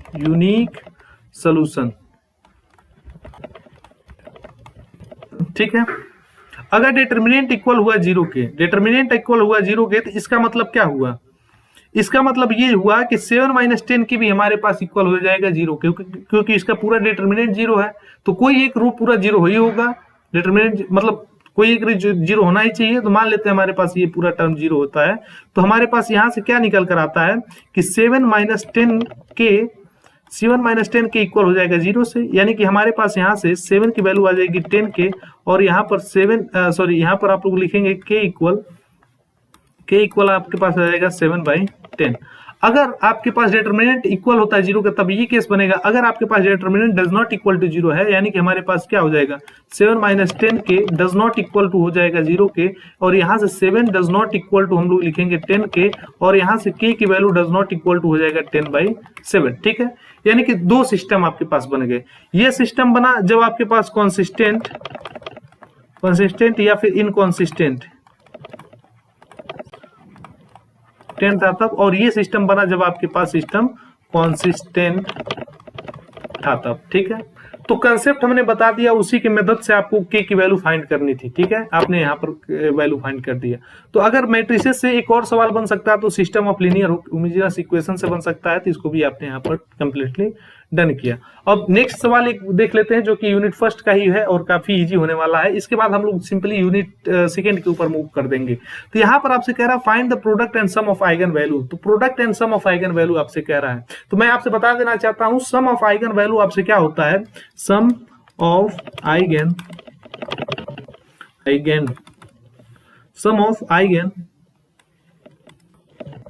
वैल्यू इक्वल होता है हमारे पास सम ऑफ डायगोनल और सम ऑफ डायगोनल हमारे पास क्या है, तो 8 + 2 यानी कि हमारे पास ये टर्म हो जाएगा 10।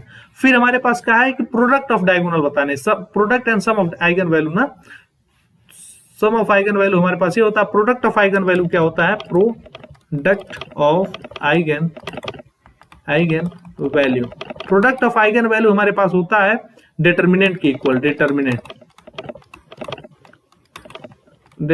तो डिटरमिनेंट इसका क्या निकल कर आएगा, दिस इंप्लाइज हमारे पास यह हो जाएगा 8 × 2 = 16 माइनस का साइन लगाएंगे 4 × 2 = 8, यानी कि ये टर्म हमारे पास होगा प्लस का 10। ठीक है, माइनस ये हो जाएगा ना, और ये माइनस माइनस होगा, इसको एक बार और क्लियरली लिखो, माइनस का -8, माइनस इनफाइनाइट हमने लिख दिया, ये हो जाएगा 8। ठीक है, यानी कि प्लस हो जाएगा, तो क्या होगा आपके पास 28, यानी कि यह टर्म हमारे पास 24 निकल कर आ जाएगा। ठीक है,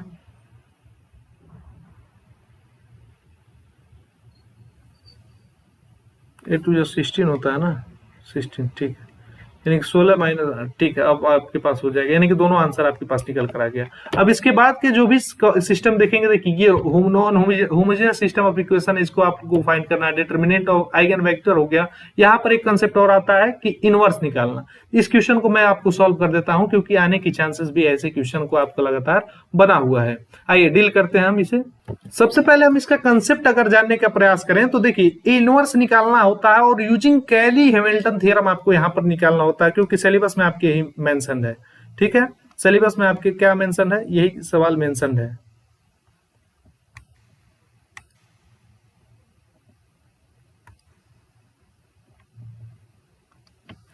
तो सबसे पहले हम लोग कैली हैमिल्टन थ्योरम को समझते हैं। कैली हैमिल्टन थ्योरम। कैली हैमिल्टन थ्योरम आपसे क्या कहता है कि कोई भी मैट्रिक्स होगा उसका आप लोग को सबसे पहले क्या लिखना होगा, कैरेक्टरिस्टिक इक्वेशन,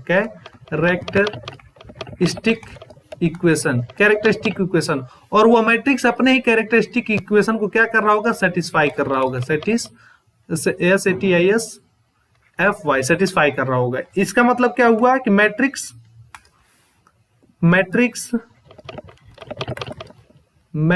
अपने कैरेक्टरिस्टिक इक्वेशन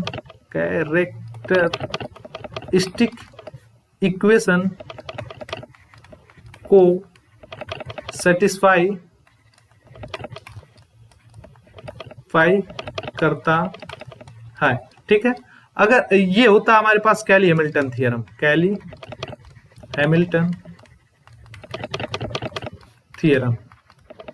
ठीक है, कैली हैमिल्टन थ्योरम, यानी कि किसी टर्म का कैरेक्टरिस्टिक इक्वेशन आपने लिखा तो उस लेब्डा की जगह आप लोग को वही मैट्रिक्स अगर आप यूज कर देते हैं तो पूरा इक्वेशन सेटिस्फाइड होगा। आइए हम लोग क्वेश्चन से करने का प्रयास करते हैं।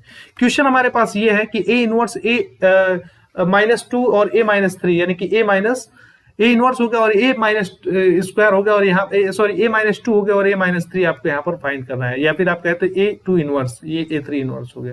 आइए इसको हम लोग फाइंड करते हैं। सबसे पहले हमने आपसे क्या कहा था कि इसे कैली हैमिल्टन थ्योरम से हम लोग करेंगे। तो इसका हमें क्या लिखना होगा, कैरेक्टरिस्टिक इक्वेशन लिखना होगा। तो कैरेक्टरिस्टिक इक्वेशन हमारे पास क्या निकल कर आता है, तो सबसे पहले हम लोग इसका कैरेक्टरिस्टिक इक्वेशन हमारे पास क्या होता है, तो ये होता है हमारे पास a माइनस लेब्डा आई, इक्वेट कर देते हैं हम इसको 0 के। या फिर इसे आप लोग ऐसे करिए कि डिटर्मिनेंट लिख दीजिए। ए मैट्रिक्स हमारे पास होगा 4 माइनस लेब्डा और यहाँ पर 6, यहाँ पर भी आप 6 लिखिए, यहाँ पर लिखिए 1, यहाँ पर लिखिए 3 माइनस लेब्डा, यहाँ पर लिखिए 2, यहाँ पर लिखिए -1 और यहाँ पर लिखिए -4, यहाँ पर लिखिए -3 माइनस लेब्डा, डिटर्मिनेंट निकालिए, इक्वेट कर दीजिए 0। या फिर मेरे स्टाइल से आप करिए और यहाँ पर आप क्या कीजिए, 3 क्रॉस 3 का है तो इसके लिए फार्मूला आपके पास क्या हमने बताया है, 3 माइनस सम ऑफ डायगोनल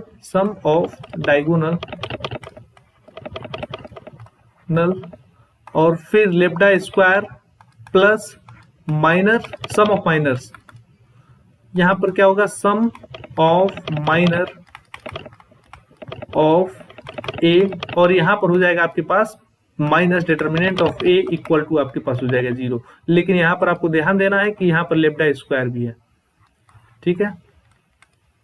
यहां पर आपके पास माइनस सॉरी यहाँ पर आपके पास लेब्डा है और यहाँ पर हो जाएगा minus determinant of A equal कर देना 0 पे। सिंपली आपको देखना प्लस माइनस प्लस और माइनस, ठीक है। लेब्डा क्यूब, लेब्डा स्क्वायर और lambda, sum of diagonal, sum of minors of A और डिटर्मिनेंट ऑफ ए, ठीक है।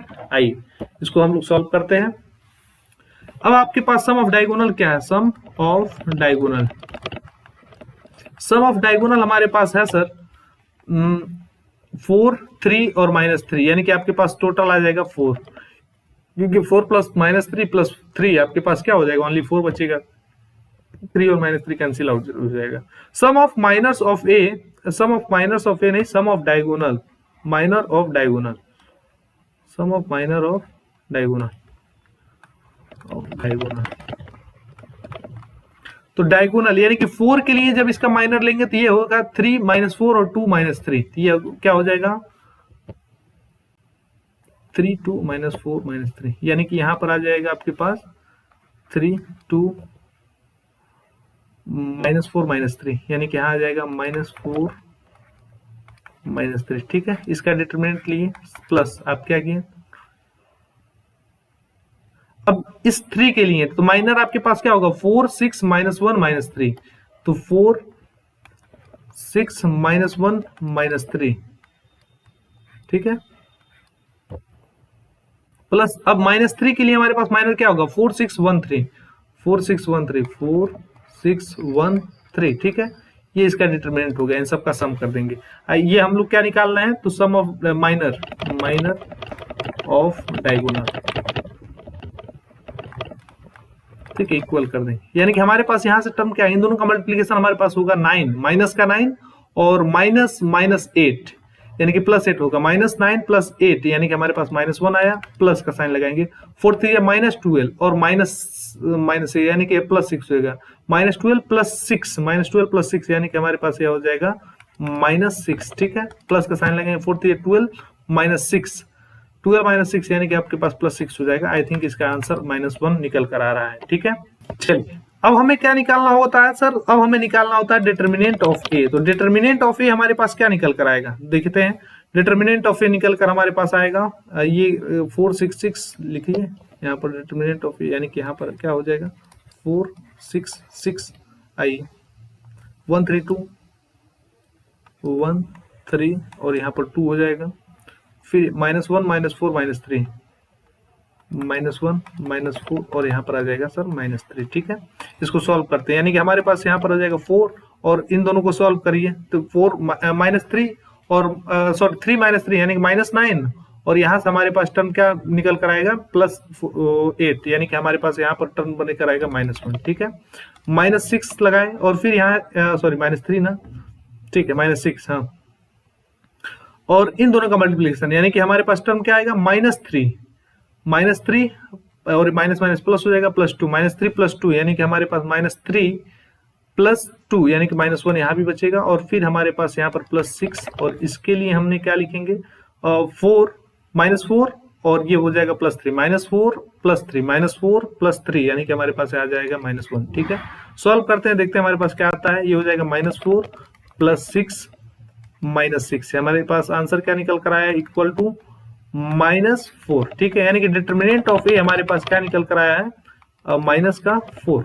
ठीक है, आइए डिस्कस करते हैं। अब हमारे पास कैरेक्टरिस्टिक इक्वेशन बनेगा क्या, तो कैरेक्टरिस्टिक इक्वेशन हमारे पास बनेगा sir lambda cube minus sum of diagonal, हमारे पास क्या आया है, तो सम ऑफ डायगोनल हमारे पास आया है +4। ठीक है, यानी कि 4 लेब्डा स्क्वायर प्लस हमें क्या निकालना था, माइनर्स, यानी कि सम ऑफ माइनर्स हमारे पास क्या निकल कर आया है, तो सम ऑफ माइनर्स हमारे पास निकल कर आया है सम ऑफ माइनर्स ऑफ डायगोनल -1। ठीक है, तो इस टर्म को हम लोग लिखते हैं -1 लेब्डा, और फिर यहाँ पर माइनस डिटर्मिनेंट ऑफ ए हमारे पास क्या निकल कर आया है, डिटर्मिनेंट ऑफ ए हमारे पास निकल कर आया है -4। ठीक है, यहाँ पर लिखते हैं -4, ओ God,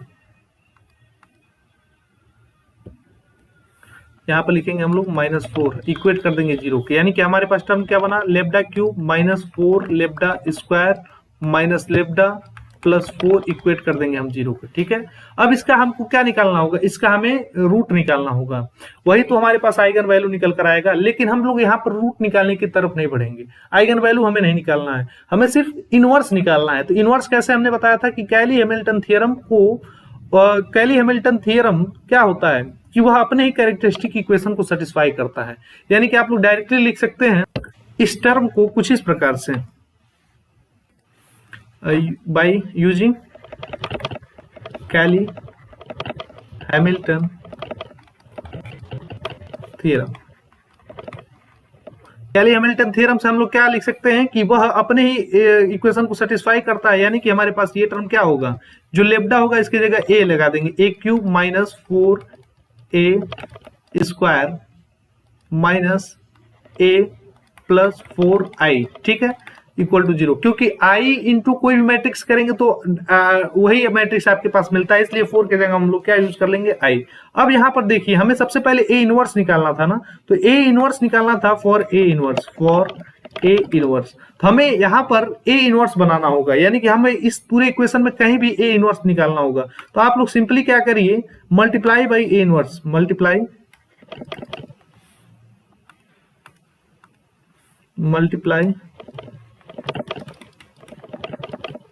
bye A inverse. A inverse अगर आप मल्टीप्लाई करेंगे, इसे दे दो कोई equation star, in equation star.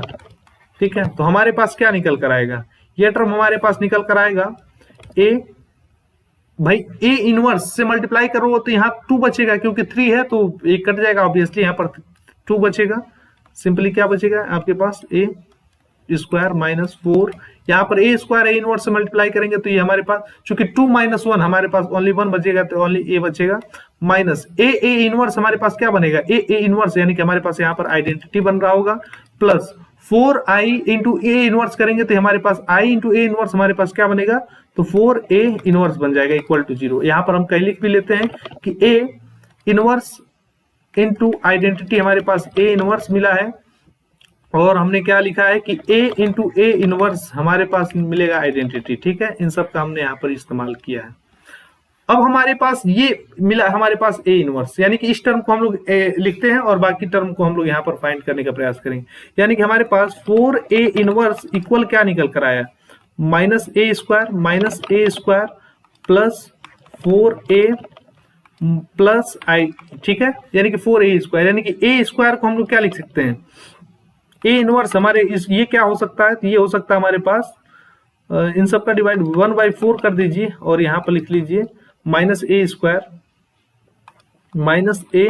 Square plus 4a plus identity. ठीक है, यानी कि ए इनवर्स हमारे इस पूरे इक्वेशन को सॉल्व करेंगे तो हमारे पास मिल जाएगा। अब आते हैं, देखते हैं हमारे पास क्या है, तो A inverse equal to this term है, अब देखिए हमें सबसे पहले ए स्क्वायर पता करना होगा और ए की वैल्यू हमें गिवन है और आइडेंटिटी हमें पता है, तो इन सबको सॉल्व करेंगे तो ए इनवर्स हमें मिल जाएगा। आइए हम लोग यहाँ पर निकालते हैं ए स्क्वायर क्या होता है।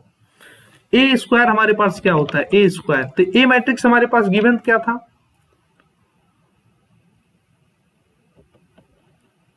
ए मैट्रिक्स 4 6 6,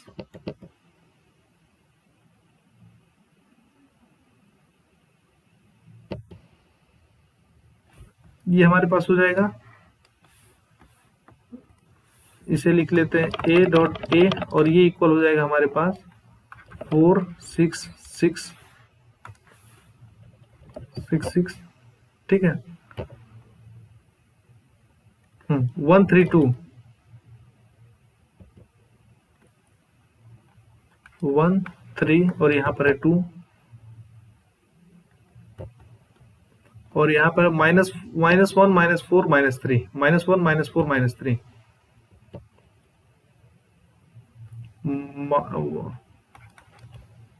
1 4 1 3 2 था ना, यहाँ पे 1 3 और 2, यहाँ पर था -1 -4 और यहाँ पर था -3, ठीक है, और यहाँ पर मल्टीप्लाई कर देंगे ए का, यानी कि हो जाएगा 4 6 6 1 3 2 और यहाँ हो जाएगा -1 -4 और यहाँ पर -3, ठीक है।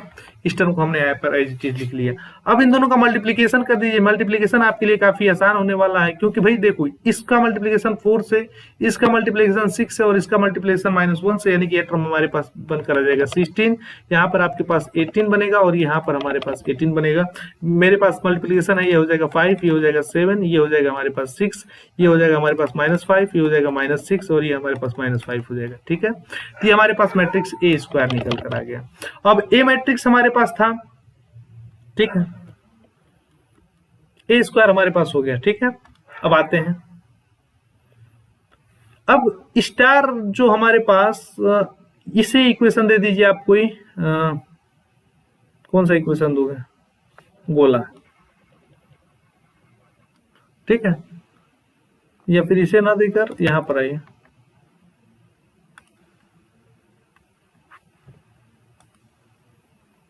सिंपली देखो ए इनवर्स हमारे पास ये टर्म था और बाकी ए स्क्वायर हमें पता है 4a और आइडेंटिटी, ठीक है। तो अब सॉल्व करते हैं अपने जुगाड़ से, भाई हट जा,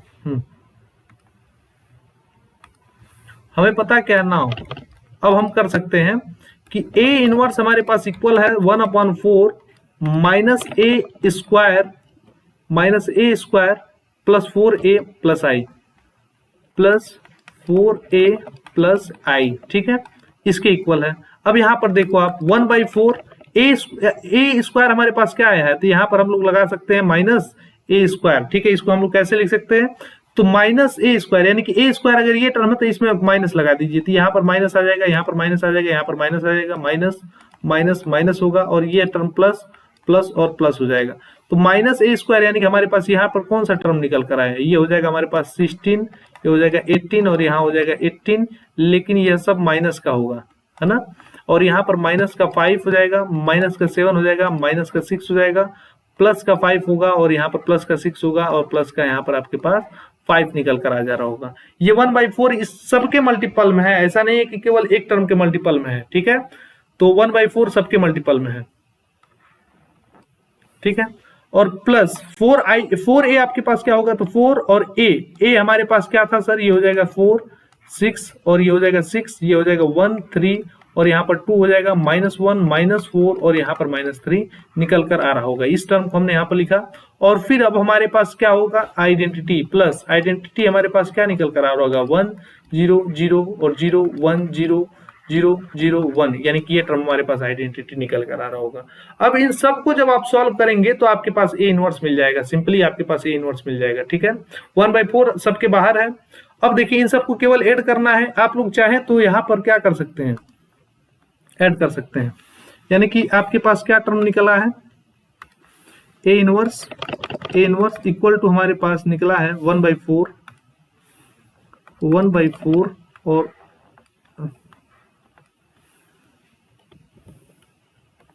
इस पूरे टर्म को कॉपी कर लो ना,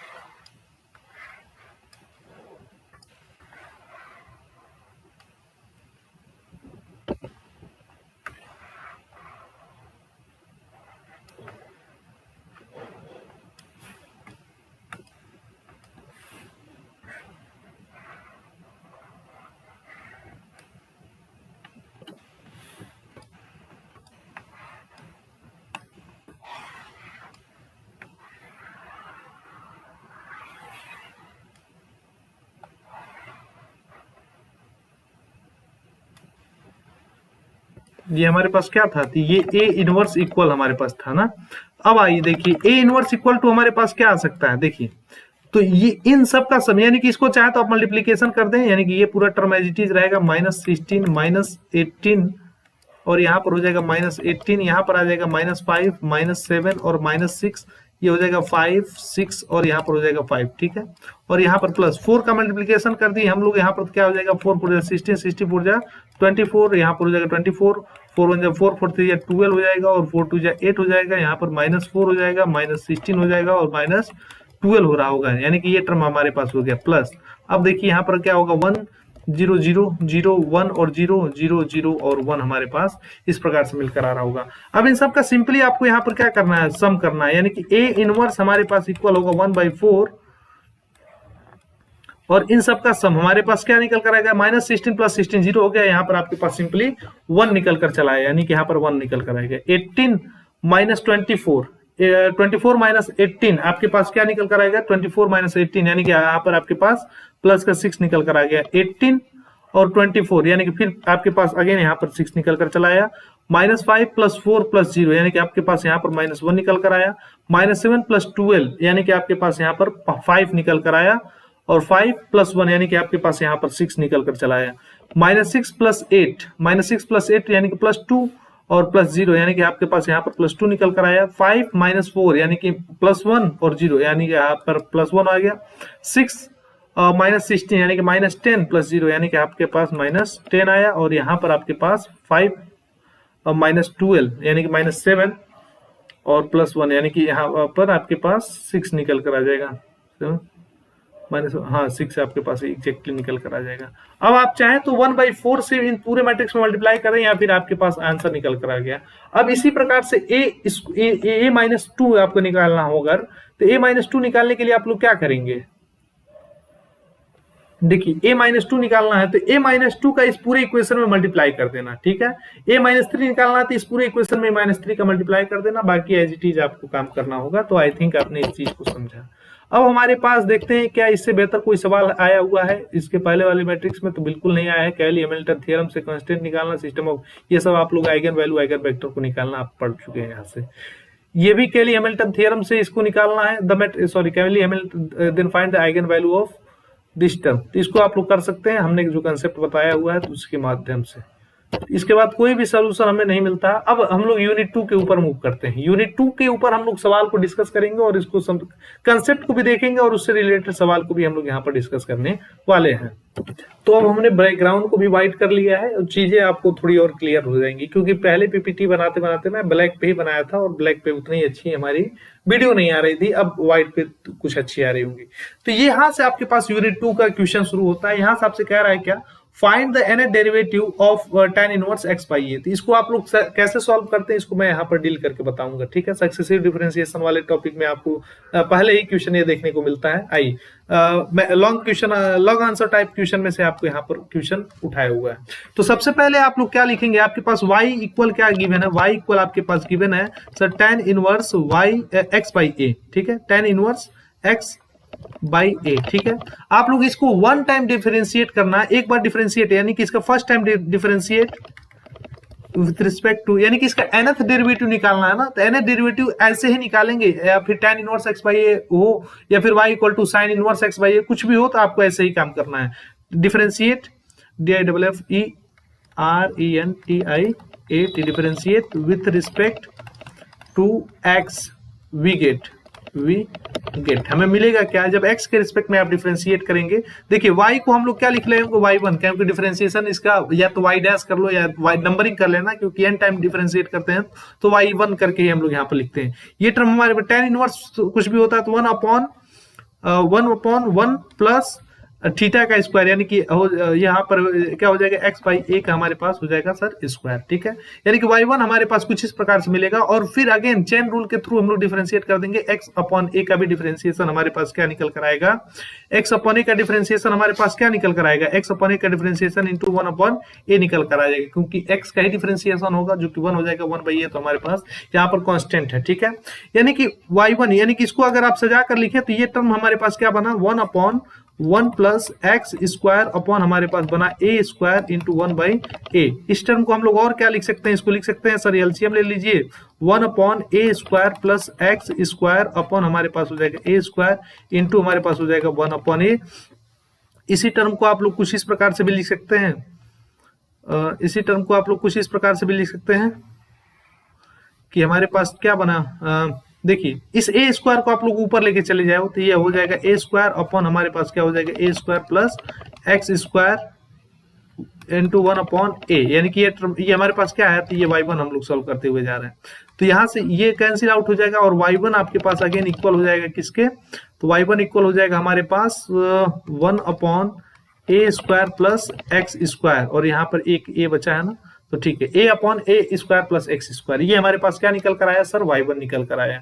अब y1 एक बार डिफरेंशिएट हमने किया तो ये टर्म आया, अब इसको n टाइम डिफरेंशिएट करना है, यानी कि n-1 बार और डिफरेंशिएट करना है, क्योंकि हमने एक बार डिफरेंशिएट कर लिया है, अब हमें इसको n-1 टाइम्स और डिफरेंशिएट करना है। तो आइए इसको n-1 टाइम डिफरेंशिएट करते हैं, लेकिन उसके पहले हम लोग एक टर्म देखते हैं कि जब भी आपके पास ए स्क्वायर प्लस एक्स स्क्वायर लिखकर आता है तो इसको आप लोग कॉम्प्लेक्स के मदद से भी कुछ चीज लिख सकते हैं, क्योंकि इसे हम लोग ए स्क्वायर माइनस एक्स स्क्वायर लिखना चाहते हैं। तो आइए देखते हैं हम लोग क्या लिख सकते हैं इस टर्म को। यहां पर हमारे पास y1 आया हुआ है a upon a square plus x square. अगर आप ध्यान से देखें तो अगर हम लोग यहाँ पर i भी मल्टीप्लाई कर दें, यानी कि हमने क्या यहाँ पर कर दिया है, ए को आई ए हमने पुट किया है, क्योंकि यह हो जाएगा a square minus I square, क्योंकि आई स्क्वायर की वैल्यू हमारे पास क्या होती है -1, ठीक है। अगर ए को आई माइनस आई ए लिख सकते हैं, यानी कि यह टर्म हमारे पास क्या बन सकता है, y1 इक्वल टू अगेन हमारे पास बन सकता है ए अपॉन ए को हमने क्या लिख दिया है, तो ये हो जाएगा हमारे पास, यानी कि अगर इस टर्म को हम लोग लिखना चाहते हैं इस प्रकार से लिख सकते हैं क्या, एक्स प्लस आई ए का स्क्वायर, एक्स प्लस आई ए का स्क्वायर नहीं, x plus i A minus x minus I a, ठीक है। सॉरी माइनस हमने क्यों लगा दिया भाई, क्लास लेंदी हो गया क्या, यहाँ हो जाएगा एक्स माइनस आई ए, ठीक है।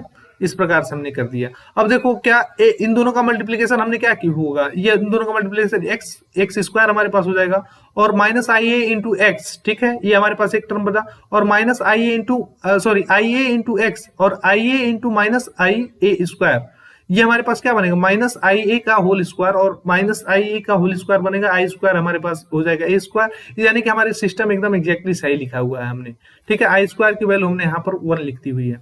अब आइए देखिए ये सिस्टम हमारे पास कुछ ना कुछ आपसे कह रहा है, ये आपसे कह रहा है पार्शियल डेरिवेटिव के थ्रू इसको आप सॉल्व करिए। तो पार्शियल डेरिवेटिव हमारे पास क्या निकल कर आता है, पार्शियल डेरिवेटिव होता है ए अपॉन, इसको लिख दीजिए एक्स प्लस आई ए और फिर इसको लिख दीजिए plus b upon x minus I a, ठीक है। यहां से यहां तक जाने के लिए आपको थोड़ा सा संघर्ष करना पड़ सकता है कि आप लोग ऐसे देख लीजिए ए स्क्वायर प्लस एक्स स्क्वायर जहां भी लिखा रहा है एक्स प्लस आई ए कर लेना, एक्स माइनस आई ए कर लेना। एग्जाम में जब भी आएगा तब ए स्क्वायर प्लस एक्स स्क्वायर ही आएगा, आप इतना इसको ध्यान दे देना। इसको कैसे लिखे ये आप लोग यहां से लिखे हैं कि आई स्क्वायर इक्वल टू -1 होता है और इसको मल्टीप्लाई करके आप लोग देख सकते हैं यही एग्जैक्टली यही टर्म बनकर आता है, ठीक है। अब इसका पार्शियल फ्रैक्शन, यानी कि हम लोग इस टर्म को इस प्रकार से लिख सकते हैं। तो अब पार्शियल फ्रैक्शन की मदद से हम लोग आगे बढ़ रहे हैं। तो अब देखो भाई इसका पार्शियल फ्रैक्शन आप यहाँ पर निकालना सीख जाओ पहले, सबसे पहले तो पार्शियल फ्रैक्शन मैं शॉर्टकट मेथड से कर देता हूँ, आप लोग के लिए ये हो सकता है कि कारीगर ना हो, लेकिन यहाँ पर शॉर्टकट मेथड मैं यहाँ पर यूज करने वाला हूँ। शॉर्टकट मेथड क्या होता है कि देखो भाई यहाँ पर अगर हम लोग ये x माइनस आई ए, यानी कि ये टर्म कब जीरो होगा, तो ये टर्म हमारे पास जीरो होगा जब हमारे पास x की जगह माइनस आई ए हो जाए, तो यानी कि x की जगह क्या हो जाए सर माइनस आई ए हो जाए, तब ये इक्वेशन जीरो हो जाएगा। अब हमें क्या करना होगा, ये शॉर्टकट वैदिक मेथड होता है, ठीक है, इस a और b का वैल्यू फाइंड करने के लिए। तो यहाँ पर x की जगह जब माइनस आई ए हमने यहाँ पर पुट कर देंगे तो ये पूरा टर्म जीरो हो जाएगा। अब हमें क्या करना होगा, इस पूरे इक्वेशन में हमें x की जगह आई ए पुट करना होगा, बस इस इक्वेशन में नहीं पुट करना है, ठीक है। तो a अपॉन यहाँ पर हमने माइनस आई ए पुट करेंगे तो ये क्या हो जाएगा, माइनस आई ए और माइनस आई ए यानी कि -2 आई ए हो जाएगा। तो ये हो जाएगा a अपॉन -2 आई ए। ये हम लोग किसके वैल्यू प्राप्त कर रहे हैं, a, यानी कि a से a कैंसिल आउट हो जाएगा और a की वैल्यू आपके पास -2 आई बचेगा, ठीक है। और इसी प्रकार से b की वैल्यू हम किस प्रकार से निकालते हैं, देखिए इस इक्वेशन में क्या पुट करें कि ये पूरा इक्वेशन 0 हो जाए, या फिर आप ऐसे b के नीचे हम क्या पुट करें कि इक्वेशन 0 हो जाए, तो यहाँ पर आप पुट करेंगे प्लस आई ए।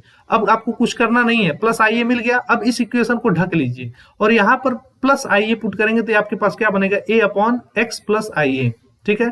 यह बनेगा 2ia, क्योंकि ia प्लस ia 2ia, ठीक है। यानी कि a की वैल्यू आपके पास ये टर्म मिला, b की वैल्यू आपके पास ये टर्म मिल गया। अब हम देखते हैं सिंपली इस टर्म को उठा लेते हैं और a और b की वैल्यू हमें प्राप्त हो गई है बाय मेथड। बाकी आप लोग सॉल्व कर सकते हैं जैसे भी आपको करने की इच्छा होती है। अब हम देखते हैं सिंपली, यानी कि a की वैल्यू हमें क्या प्राप्त हो गई है, भाई हैंग कर रहा है क्या बोर्ड,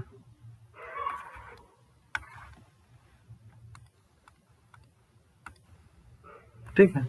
a की वैल्यू हमें क्या प्राप्त हुई है, 1/2i, और यहाँ पर क्या है x plus i A, plus b की वैल्यू हमें क्या प्राप्त हुई है, 1+2ia, ठीक है। 1+2ia आई थिंक मिला हुआ है कि ia नहीं मिला है, i ओनली मिला हुआ है। यहाँ पर हमारे पास क्या था, यहाँ पर a की वैल्यू में हमारे पास सिस्टम में माइनस थी और b की वैल्यू में हमारे पास प्लस थी, और ये x माइनस आई ए आपके पास ऐसी चीज बनकर आ गया। यानी कि अब इसका हम लोग क्या कर सकते हैं, अब इस पूरे टर्म को हमने इस प्रकार से लिख दिया।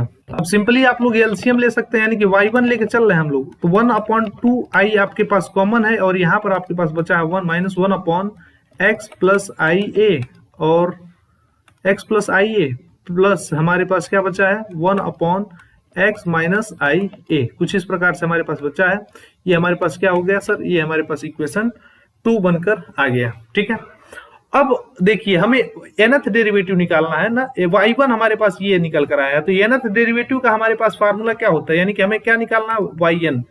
तो अब हम क्या कर सकते हैं, ये देखिए हमें निकालना है सर y1, तो y1 के लिए हमारे पास फार्मूला क्या होगा, तो इसको हम कुछ इस प्रकार से करेंगे, ये तो हमारे पास कांस्टेंट है, और फिर nth डेरिवेटिव निकालना है, तो dn -1, क्योंकि n-1 डेरिवेटिव एक बार तो डिफरेंशिएशन ये है ही, तो इसका nth डेरिवेटिव हमारे पास कुछ इस प्रकार से निकल कर आएगा, -1/x plus i A plus 1/x minus I a, ठीक है।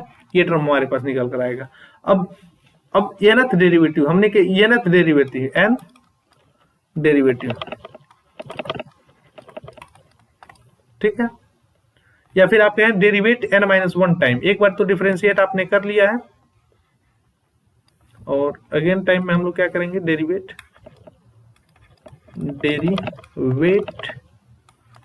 n-1 टाइम अगेन जब n-1 टाइम डेरिवेट करेंगे तो 1 ये n टाइम हो जाएगा, क्योंकि एक बार डिफरेंशिएट करती है n-1 टाइम करेंगे तो ये तो ऑटोमेटिक आपके पास yn टर्म होगा। अब इसका एक फार्मूला होता है कि आप लोग एक फार्मूला ध्यान देना, फार्मूला आपसे क्या होता है कि किसी भी टर्म का डेरिवेशन, यानी कि अगर हमारे पास कोई टर्म होता है yn, तो इसका डेरिवेशन हमारे पास क्या होता है 1/ax प्लस b, इसका डेरिवेटिव हमारे पास क्या होता है, इसको nth बार जब डेरिवेट करते हैं तो इसका फार्मूला हमारे पास निकल कर आता है। देखो कहीं भी अगर 1/ax प्लस b है तो इसका nth डेरिवेटिव हमारे पास इस प्रकार से निकल कर आता है -1 to the power n factorial a to the power n upon हमारे पास होता है हमारे पास होता है ax प्लस b, और यहाँ पर होता है n+1, ठीक है। ये हमारे पास फार्मूला निकल कर आता है yn। अब आते हैं हम देखते हैं यहाँ पर हमारे पास कंसेप्ट क्या बना हुआ है, हमारे पास कंसेप्ट क्या है 1/x प्लस आई ए, ठीक है। यहाँ पर देखना a प्लस आई बी हमें चाहिए था, सॉरी हमें यहाँ पर क्या ax प्लस बी चाहिए था, तो ax आपको पहचानना है ax प्लस बी, यानी कि ये टर्म हमारे पास क्या है, a हमारे पास यहाँ पर 1 है और ax प्लस बी, और b की जगह हमारे पास क्या है ia है, यानी कि इसको हम लोग डायरेक्टली क्या लिख सकते हैं, इसको डायरेक्टली हम लोग लिख सकते हैं कुछ इस प्रकार से,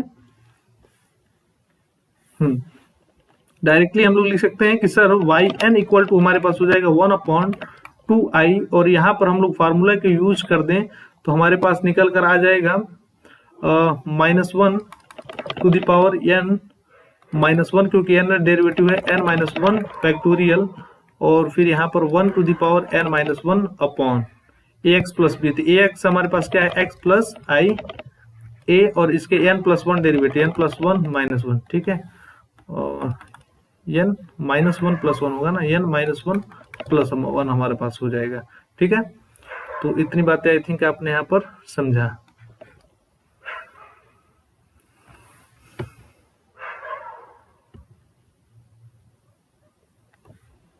अब तक हमने जो लिखा है वो इस टर्म को डिफरेंशिएट हमने किया है ना। देखिए ये माइनस वाले टर्म को किया है कि प्लस वाले टर्म को कर दिया, ये प्लस वाले टर्म को हमने कर दिया, सॉरी। अब माइनस वाले टर्म का यानी कि इसका डिफरेंशिएशन आ जाएगा -1/2i, और रहेगा तो एज इट इज एकदम, क्योंकि उसमें कोई इशू है नहीं। 2i यहाँ पर माइनस लगा दिया, ये यहाँ पर प्लस लगा दिया, तो ये हो जाएगा आपके पास -1 टू द पावर n-1, और यहाँ हो जाएगा n-1 फैक्टोरियल, और यहाँ हो जाएगा 1 n-1 अपॉन में आपके पास आ जाएगा x minus I a to the power n-1 plus 1। ठीक है, इसको आप लोग सॉल्व कर लेना, मैं यहाँ पर डायरेक्टली लिख देता हूँ क्योंकि चीजें बहुत ही लेंदी होती चली जाएंगी। 1/2i, और यहाँ हो जाएगा आपके पास कॉमन इन दोनों में क्या है, तो ये टर्म कॉमन है, -1 टू द पावर n-1 और n-1 फैक्टोरियल, ये हो जाएगा 1/x plus i a to the power n-1/x minus I a to the power n। ठीक है, ये इतनी चीजें हमारे पास कॉमन हो जाएगी, ये हमारे पास फाइनली आंसर निकल कर चला आएगा।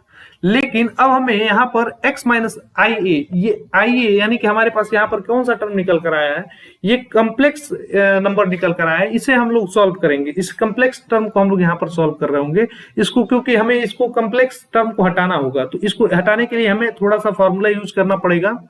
लेकिन उससे पहले छोटी सी कंसेप्ट ये देखो कि इस टर्म को हम लोग थोड़ा सा और सजा कर लिख सकते हैं। y1 हो जाएगा 2i, यहाँ पर लिखेंगे -1 टू द पावर n-1, ये हो जाएगा n-1 फैक्टोरियल, और यहाँ पर हमारे पास इस टर्म को हम लोग लिख सकते हैं कुछ इस प्रकार से कि x से लिख सकते हैं x plus i a to the power -n, और इसे लिख सकते हैं -x minus I a to the power -n। ठीक है, और इसे ब्रैकेट कर सकते हैं। अब हमारे पास देखिए, इसको सॉल्व करने के लिए छोटा सा आपके पास यूज होगा, उसको आप कंसेप्ट को एक बार देख लेते हैं, मैं इसको पूरा सॉल्व नहीं करूंगा।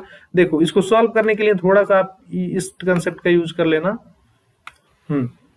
आप x के इक्वल पुट कर देना क्या, r cos थीटा, और y की जगह आप लोग पुट कर देना r sin थीटा। आप कहोगे सर y कहाँ है हमारे पास, तो y तो नहीं है, लेकिन आप देखिए x प्लस आई वाई होता है ना कम्प्लेक्स नंबर में, तो आई वाई होता यानी कि y की जगह हमारे पास यहाँ पर a है, इसलिए हम लोग इस टर्म को a लिखेंगे। ठीक है, x की जगह ये टर्म पुट कर देना, a की जगह हमारे पास ये टर्म पुट कर देना, और फिर आगे चलकर आप लोग पढ़ते हैं r स्क्वायर इक्वल टू होता है x square plus y square, लेकिन y स्क्वायर की जगह हमें y की जगह हमें क्या पुट करना होगा, a स्क्वायर पुट करना होगा, यानी कि x square plus a square आपके पास ये टर्म निकल कर आएगा। ठीक है, और r की वैल्यू हमारे पास क्या निकल कर आएगी, √x स्क्वायर प्लस ए स्क्वायर। इसको आप लोग यहाँ पर सिंपली देख लेना, और उसके बाद डायरेक्ट आपके पास आंसर निकल कर चला आएगा, तो वो सवाल आपका होगा। अब यहाँ पर एक कर्व ट्रेसिंग का क्वेश्चन काफी इंपॉर्टेंट होता है, हम लोग डायरेक्टली अब कर्व ट्रेसिंग के ऊपर चलते हैं, क्योंकि वीडियो ऑलरेडी आपके पास लंबा हो चुका है। आइए कर्व ट्रेसिंग क्वेश्चन पकड़ लेते हैं और उसे डन करने का हम लोग यहाँ पर प्रयास करते हैं। ठीक है, बाकी क्वेश्चन सब आसान है। यहाँ पर देखो, find all symmetric in the curve, 3 number के लिए इंपॉर्टेंट क्वेश्चन है, इसको हम लोग डिस्कस करते हैं। चलिए, तो यहाँ पर आपको सिमेट्रिसिटी बताना होगा। तो सिमेट्रिसिटी हम लोग कैसे बताते हैं, तो उस इक्वेशन में देखिए x के अबाउट सिमेट्रिक होने का मतलब क्या होता है कि वहां पर हमारे अगर y को -y पुट करते हैं और सिस्टम में कोई भी चेंजेस नहीं आता, तब हम कहते हैं कि हमारा सिस्टम जो है वो x के सिमेट्रिक है, x अबाउट सिमेट्रिक। अगर x को -x पुट करते हैं और इक्वेशन में कोई डिफरेंस नहीं आता है, तब हम कहते हैं कि हमारा जो इक्वेशन है वो y एक्सिस के अलोंग सिमेट्रिक है। ठीक है, तो आइए इसको हम लोग डिस्कस करते हैं। इसका ऑल सिमेट्रिक बताना है तो हमें क्या करना होगा, हमारे पास इक्वेशन क्या गिवन है, हमारे पास इक्वेशन गिवन है y square a square plus x square equal to हमारे पास है x स्क्वायर, और यहाँ पर है a square minus x square. ठीक है, यहाँ पर हमारे पास क्या है -x स्क्वायर। ठीक है, ये हमारे पास टर्म है। अब हमें क्या करना होगा, सबसे पहले हमें फाइंड करना होगा किसके अबाउट सिमेट्रिक है, तो हम लोग रिप्लेसिंग करेंगे, रिप्लेसिंग x टू -x। ठीक है, x को -x पुट कर रहे हैं, तो हमें y के अलोंग सिमेट्रिक है कि नहीं हमें ये पता होगा। तो जहां भी इक्वेशन में x है उसको -x पुटेंगे, y को एज इट इज रहेंगे a स्क्वायर प्लस एक्स को माइनस एक्स और इसका स्क्वायर, ठीक है, इक्वल टू हमारे पास माइनस एक्स और इसका square upon a square minus x, sorry minus minus लगाएंगे यहाँ पर और इसका स्क्वायर कर देंगे, ठीक है। सिस्टम में हमारे पास कोई चेंज नहीं आया, ए स्क्वायर प्लस ये हो जाएगा एक्स स्क्वायर इक्वल टू हमारे पास हो जाएगा माइनस, सॉरी ये हो जाएगा प्लस एक्स स्क्वायर और फिर यहाँ पर ए स्क्वायर और प्लस एक्स स्क्वायर, हमारे पास सिस्टम में कोई चेंज नहीं होगा। ये इंप्लाई करेगा क्या कि सिमेट्रिक अबाउट वाई एक्सिस, ठीक है, ये इंप्लाई करेगा हमारे पास सिमेट्रिक अबाउट वाई एक्सिस, ठीक है। अब सिमेट्रिक अबाउट वाई एक्सिस हमें पता चल गया। अब हमें सिमेट्रिक अबाउट एक्स एक्सिस है कि नहीं इसे पता करना होगा, तो रिप्लेस करेंगे सिंक वाई माइनस वाई, वाई को माइनस वाई से रिप्लेस करेंगे, तो यानी कि हमारे पास क्या बनेगा, माइनस वाई को स्क्वायर हो जाएगा a square plus x square और यहां पर इक्वल हो जाएगा एक्स स्क्वायर ए स्क्वायर माइनस एक्स स्क्वायर, ठीक है, और ये हो जाएगा वाई स्क्वायर ए स्क्वायर प्लस एक्स स्क्वायर और इक्वल हो जाएगा एक्स स्क्वायर ए स्क्वायर माइनस एक्स स्क्वायर, ठीक है। यानी कि हमारे पास फिर से सिस्टम वही निकल कर आ गया, यानी कि दिस इंप्लाइज कि symmetric trick about x axis, ठीक है। ध्यान देने वाली बात है, x को माइनस एक्स पुट करेंगे तो y एक्सिस के पास अबाउट सिमेट्रिसिटी पता चलेगा और y को माइनस y पुट करेंगे तो x एक्सिस के अलोंग सिमेट्रिसिटी पता चलेगा। और कोई भी इक्वेशन अगर आपके पास, कोई भी कर्व अगर आपके पास सिमेट्रिक है x और y एक्सिस के अलोंग, तो ये इंप्लाई करेगा हमारे पास, दिस इंप्लाइज कि सिमेट्रिक अबाउट ओरिजिन, ठीक है, यानी कि ये पूरा सिस्टम हमारे पास सिमेट्रिक होगा किसके, तो अबाउट ओरिजिन को, ठीक है। तो इतनी बातों को आई थिंक आपने यहाँ पर देखा और चीजें आपको समझ में आई होंगी, ऐसा हम उम्मीद करते हैं। बाकी बहुत सारे क्वेश्चन है, तो इन सारे क्वेश्चनों को हम लोग यहाँ पर डील कर सकते थे, इन सारे क्वेश्चनों को डील कर सकते थे, लेकिन हमारे पास समय की थोड़ी सी अभाव है और वीडियो काफी लेंदी हो चुका है। तो अब मैं यहाँ से आप सभी से विदा लेना चाहूंगा। नेक्स्ट समय पर अगर हमें समय मिलता है तो हम जरूर से ही आपके लिए वीडियो बनाएंगे। तब तक के लिए आप सभी यहाँ पर कमेंट जरूर करना, कमेंट आपकी हमें मदद करेगी कि हम और सारी वीडियो बनाएं, ठीक है। तो अब चला जाए, हाँ ठीक है, बाय बाय, टाटा। और कमेंट पे रिव्यू अपना जरूर देना भाई, वीडियो अगर हेल्पफुल लगा होगा तो और भी कंटेंट हम डालेंगे, लेकिन कमेंट आपका आता है तो अच्छा लगता है। लाइक भी कीजिएगा, चैनल को शेयर और सब्सक्राइब कर लीजिएगा, और भी हम आपके लिए वीडियो बनाते रहें, इसके लिए आप लोग थोड़ा सा मोटिवेशन मुझे भी देने का प्रयास कीजिएगा, ठीक है। अच्छा, आप चलते हैं, बाय बाय, जेठालाल की तरह बुढ़िया बिस्तर बिटोरते हैं और चलते हैं। थैंक यू स्लाइड से आप सभी को, थैंक यू, ठीक, थैंक यू, मिलते हैं नेक्स्ट डे।